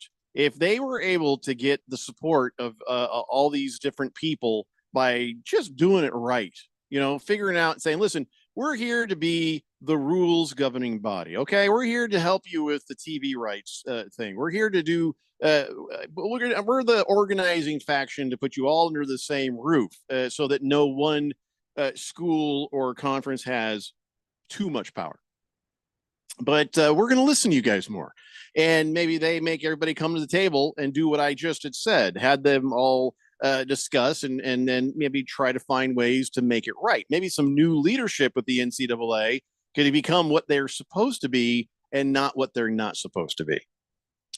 Yeah, I mean that they can. I still think that it's possible for them to do it. I just don't think it's likely that they'll do it. And I mean, the COVID was like the thing that exposed the NCAA probably more than anything else, because people are willing to let them be the governing body of college athletics. They simply refuse to do it. None of this NIL stuff was a surprise. It was coming down the pike the entire time, because some of these court rulings were already indicating that students were going to have to be compensated for their name, image, and likeness. And the NCAA sat on their hands and did not move quickly enough to address that. We knew that the transfer, the ability for students to transfer was going to be a major issue. And they decided to just give you an unlimited transfer, didn't really think about what the ramifications of that would be, didn't really think about what the fallout of that would be. And now here we are. And we saw during COVID, when it was time for them to be the governing body of college athletics and let everybody know what the protocols and guidelines were going to be, they were staring at the clouds. And so you had the Big Ten make their own decision on what to do. The SEC decided what they were going to do. The ACC decided what they were going to do. But all of these schools and all of these conferences play each other. There's cross-conference stuff going on. They needed a governing body. The NCAA wasn't there to do it. And now here we are as these conferences are getting more and more power and taking it into their own hands. Well, it's a shame because you need something like the NCAA to keep too many of those powerful conferences from becoming too powerful. And just I don't think things are going to be better in that direction. They just needed to. Somebody needs a version of or to fix what you have of the NCAA. I think things in the future could be even worse if you let a couple of conferences overlord everybody. Heavy Metal Maniac says, I was hearing that high school students are now going to be able to get the NIL sponsor thing like they have in college. You get paid in high school. Kind of feel like maybe that's a bad idea. That feels like a bad idea, but and especially because we're not talking about the same level of money. And I do know some of these high schools are raking in cash, but we're still not talking about the level of money in high school that we're dealing with in college. In college, we're talking about upwards of billions of dollars, and we're network deals and memorabilia and everything else that is connected to these students. High school, that does feel wrong, but at the same time, that we were always going to get here from when we were allowing college athletes to do this. And I think you got to draw the line on high school because it has more impact on just the kid or a school's team. That has a kind of a farther reaching impact on this. I don't know. I feel like that might be too soon. Might be too soon to start introducing that animal into things. Speaking of money, we're all on T-Mobile because we're cheap and we don't like to talk to people on the phone. But we love to have our calls dropped. That's true. Yeah. But it gives us plausible deniability when we just don't want to talk to anybody. But tens of thousands of AT&T customers last week, remember when the phones weren't working? Massive outage. I guess they botched a network update, and then so people couldn't use their phones like 12 hours. Their phones wouldn't work. And so the customers are like, hey, what are you going to do to make this right? And AT&T says, we will give you some money. And all these people are like, we're listening. And they said, how about $5? What? And AT&T said, you each get $5. Oh boy, $5 split across all of our customers. I get that it's hard to get anything out of a company for a service disruption anymore because they just don't care. That the AT&T says no, $5 is the average cost of a full day of service. Really, AT&T? Let me ask you something. Let's say I'm a businessman and I'm waiting on a call about a $5 million deal, and it doesn't come through. And then since I didn't answer, the deal went to somebody else. Now I've lost $5 million. What are you going to do about that, AT&T?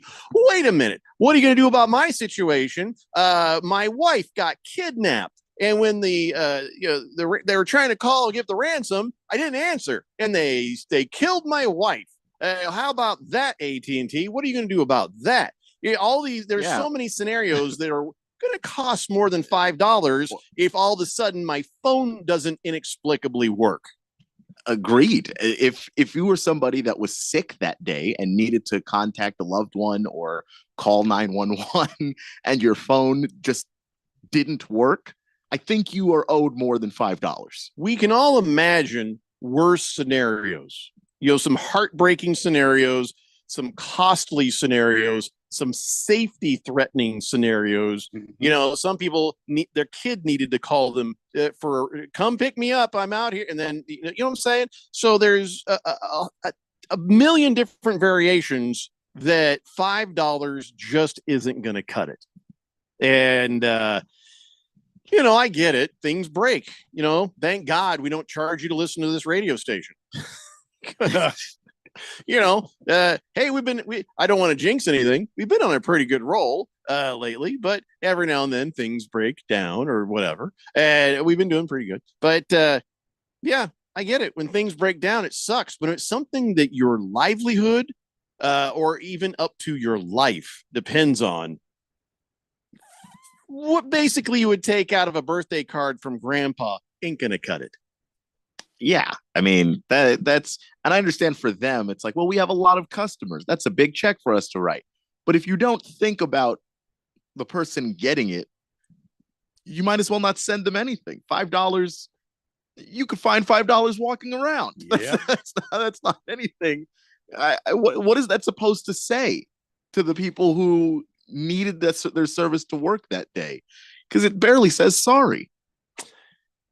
It would almost be better if they didn't do anything. Yeah, because they didn't have to give anything, but it almost seems like they're just like holding this little $5 bill. Here you go. It just seems insulting. Nothing probably. Yeah. We would have forgotten about it if nothing had been offered. Yeah, But having a crisp $5 bill handed to you is like, wow. Thanks for nothing. yeah, AT&T. I could buy a whole Crunch bar with this. Thanks. I mean, you can think of the worst scenario to the silliest scenario, and $5 is never going to make that. You can't even take yourself to McDonald's with that. What are they doing? Well, you can value menu some of that. I mean, Taco Bell's got some stuff. Taco Bell does, but McDonald's value menu these days is not very value. Did you hear what they're going to do? Oh, this makes me crazy. I may never eat the Wendy's. They've got this thing where they've got the technology now, and they've got these self-updating menus that you pull up to the drive-thru, right? And what they're doing is peak time and off-peak prices. So in peak time, a hamburger, whatever, is like $6.99. Off peak, it's $4.99, and there's just different times of day where that menu is going to have different prices. That is so incredibly stupid. I will never go there again as long as they do that. It is evil. It's very evil, and I don't want to have to plan my meals like I'm planning how I invest in the stock market. Like, oh yeah, eat when it's low. Come on, what are we doing? What you do, you buy low and you sell high to the people in the drive-thru. Listen, we probably shouldn't be eating so much fast food anyways, but sometimes we're busy. Sometimes, maybe we don't have the most money in our pocket. We just sometimes count on a meal from a place like that. And if they start jerking us around with the prices like that, I think it just serves as a reminder to, we should probably find something better, probably healthier, something that'll even tastier. That we don't do by going to a place that's going to jerk us around with their prices all day. Brunswick guy says, "Don't want to say anything." Okay. Well, I'm not gonna read your text then. If you don't want to say anything. Yeah. Just seems he's fair. like, no. Listen. He goes, shh. Isn't Wendy's a sponsor of the station? We don't care. Doesn't seem. I'm thinking, I think I have heard a Wendy's commercial here or there. Well, my answer to that is, Brunswick guy, probably not anymore. Thanks for pointing it out. Tioa says, anyone who goes to Taco Bell deserves to get the runs. I eat Taco Bell and I don't get the runs. I love Taco Bell. I know what you're talking about. I risk it, but it ain't real Mexican food, but it is tasty. It is tasty. I do like it. I just depending on which location I go to, I'll be in my bathroom more often than not later. Is it specific location or is it just random? I think it's just random, but I know the one by my house is good. Like that one's perfectly fine. The one when I have to leave and go to some other Taco Bell because I'm on the run and then I grab it, then I'll be on the run because I have the runs later. That's just how it's been going lately. Desert Viking says, random fast food fact. There are 17 ingredients in a McDonald's French fry. Is one of them potato? Okay, but really, because when their fries get cold, Yeah. Yeah. It doesn't seem very much like a potato at that Oh point. no, you gotta eat them while they're hot. Yeah. Yeah, but nobody's answering that, are they? Mm. Last Optimist says surge pricing bad. Price increase due to inflation combined with happy hours good. Yeah, I know. They're going to find a way no matter what we do, Last Optimist. All right, let's take a break. When we come back, we got on this date in Big George's sports history and I don't know, some other stuff. It's a Daily Blender here on 1580 The Fanatic. Sometimes I struggle to get to sleep. My body stopped for the day, but my mind is still running. So I take ZQuil. ZQuil, the world's #1 sleep aid brand, has a range of non-habit forming products to fit you and your family's needs. Invest in a great night's sleep for the best you tomorrow. I'm awake and ready to take on anything. Better days start with ZQuil nights. Explore our products at ZQuil.com. Use as directed. Keep out of reach of children. The Valley of the Sun will roar to life this spring. This ought to get pretty wild here. Why is that, you may ask? Because NASCAR is coming to Phoenix, and it's going to be a weekend of good vibes the whole family won't forget. The best-in-class fan experience meets racing's toughest drivers for 3 days of action on and off the track, all surrounded by the beautiful Estrella Mountains. NASCAR weekend at Phoenix Raceway, March 8th through the 10th. Get your tickets now at phoenixraceway.com. Hey, Jeffrey O'Brien here. And listen, Phoenix has had over 53 days of 110 degree plus this summer. This last July alone, we had 30 consecutive days of 110 plus. And this summer heat might just be the new normal for summers here in Arizona. What you need to do is call Harmon Solar today. Harmon Solar could save you over 80% off your electric bills. They're a locally owned, family-owned company. Call Harmon Solar for a free estimate. 800-281-3189. That's 800-281-3189 or go to harmonsolar.com. Hey, I came as fast as I could. What's wrong? Everything's okay.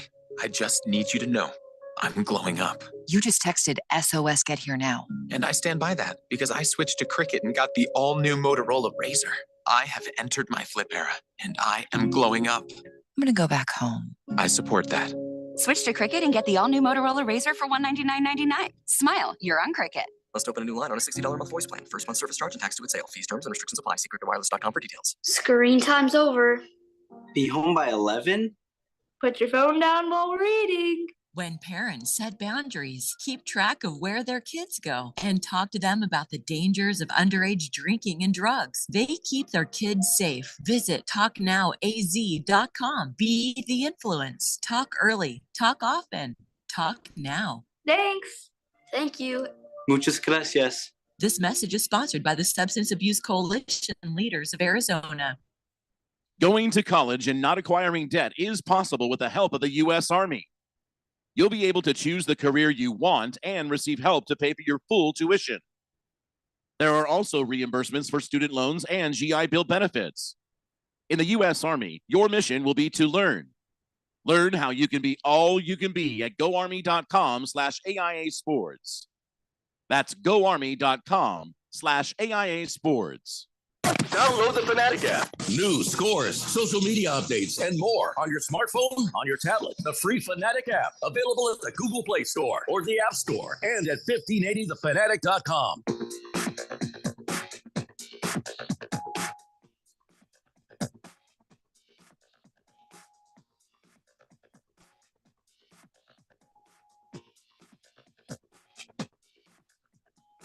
Daily Blender here on 1580 The Fanatic. I have a question. Is this headline from now or from a couple of years ago? Richard Sherman with the DUI. Is this a new one? I don't remember know. when he got in a crash and he ran over his ex's house and started trouble. And is this what this is, or is this new? I mean, why are people letting Richard Sherman drive anymore? Well, I mean, he has to get around from point A to point B. It's 2 a.m. On Saturday. Oh, so this is new. He was going 79 miles an hour in a 60-mile-an-hour zone. And when they got there, they're like, have you been drinking? And he said, I've had 2 margaritas. Well, at least he was, honest, I guess. Sometimes alcohol does bring out the honesty in people. Very true. How many of these DUIs does Richard Sherman have? Couple, right? At least. I mean, he had a good thing going there, man. He's been on the NFL show. I don't remember which. He's on one of those panels, and seemed like Why does he keep doing this? The last time that he did this, the last time he got in a wreck, and then he ran off to somebody's house. How many of these do you get? I think this is the second right here. And the other one was in Washington as well, if I'm not mistaken. Yeah. Mm-hmm. This dude needs some help. It's too bad. Yeah, I figured it's like every time I see him on that show, I think, yeah, boy, did he dodge a responsibility bullet. Look at him. He's on the panel. He's talking NFL. This dude almost killed somebody in a wreck and then went over and started almost domestic violencing at his baby mama's house or whatever, or his ex-wife. I don't know. Or her parents or something. It was weird. Whatever it was really weird. Yeah. But strange. He gets drunk. He gets weird. And so, yeah, it's time for him to get some help. That's sad. Yeah. Dangerous. He could have killed somebody. Yeah. And I don't know if he has a problem with alcohol or what it is, because this is number 2 in the pattern, as opposed to, he's been struggling with this for years and years and years. You know, people that drink and drive and don't get caught. If that happened here, that means he's done this before. So even he's been caught twice, he's done it more than that. Yeah. And, there's a similar theme here. Now, I know what you're saying. You're right. You don't know for sure. This is maybe, another oopsie. Yeah. And it does seem like in the 2022 one,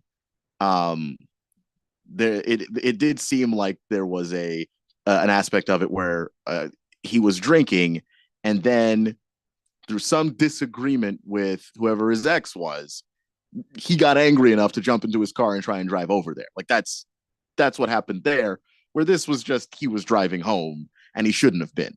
So I don't know if I can even say these are the same thing.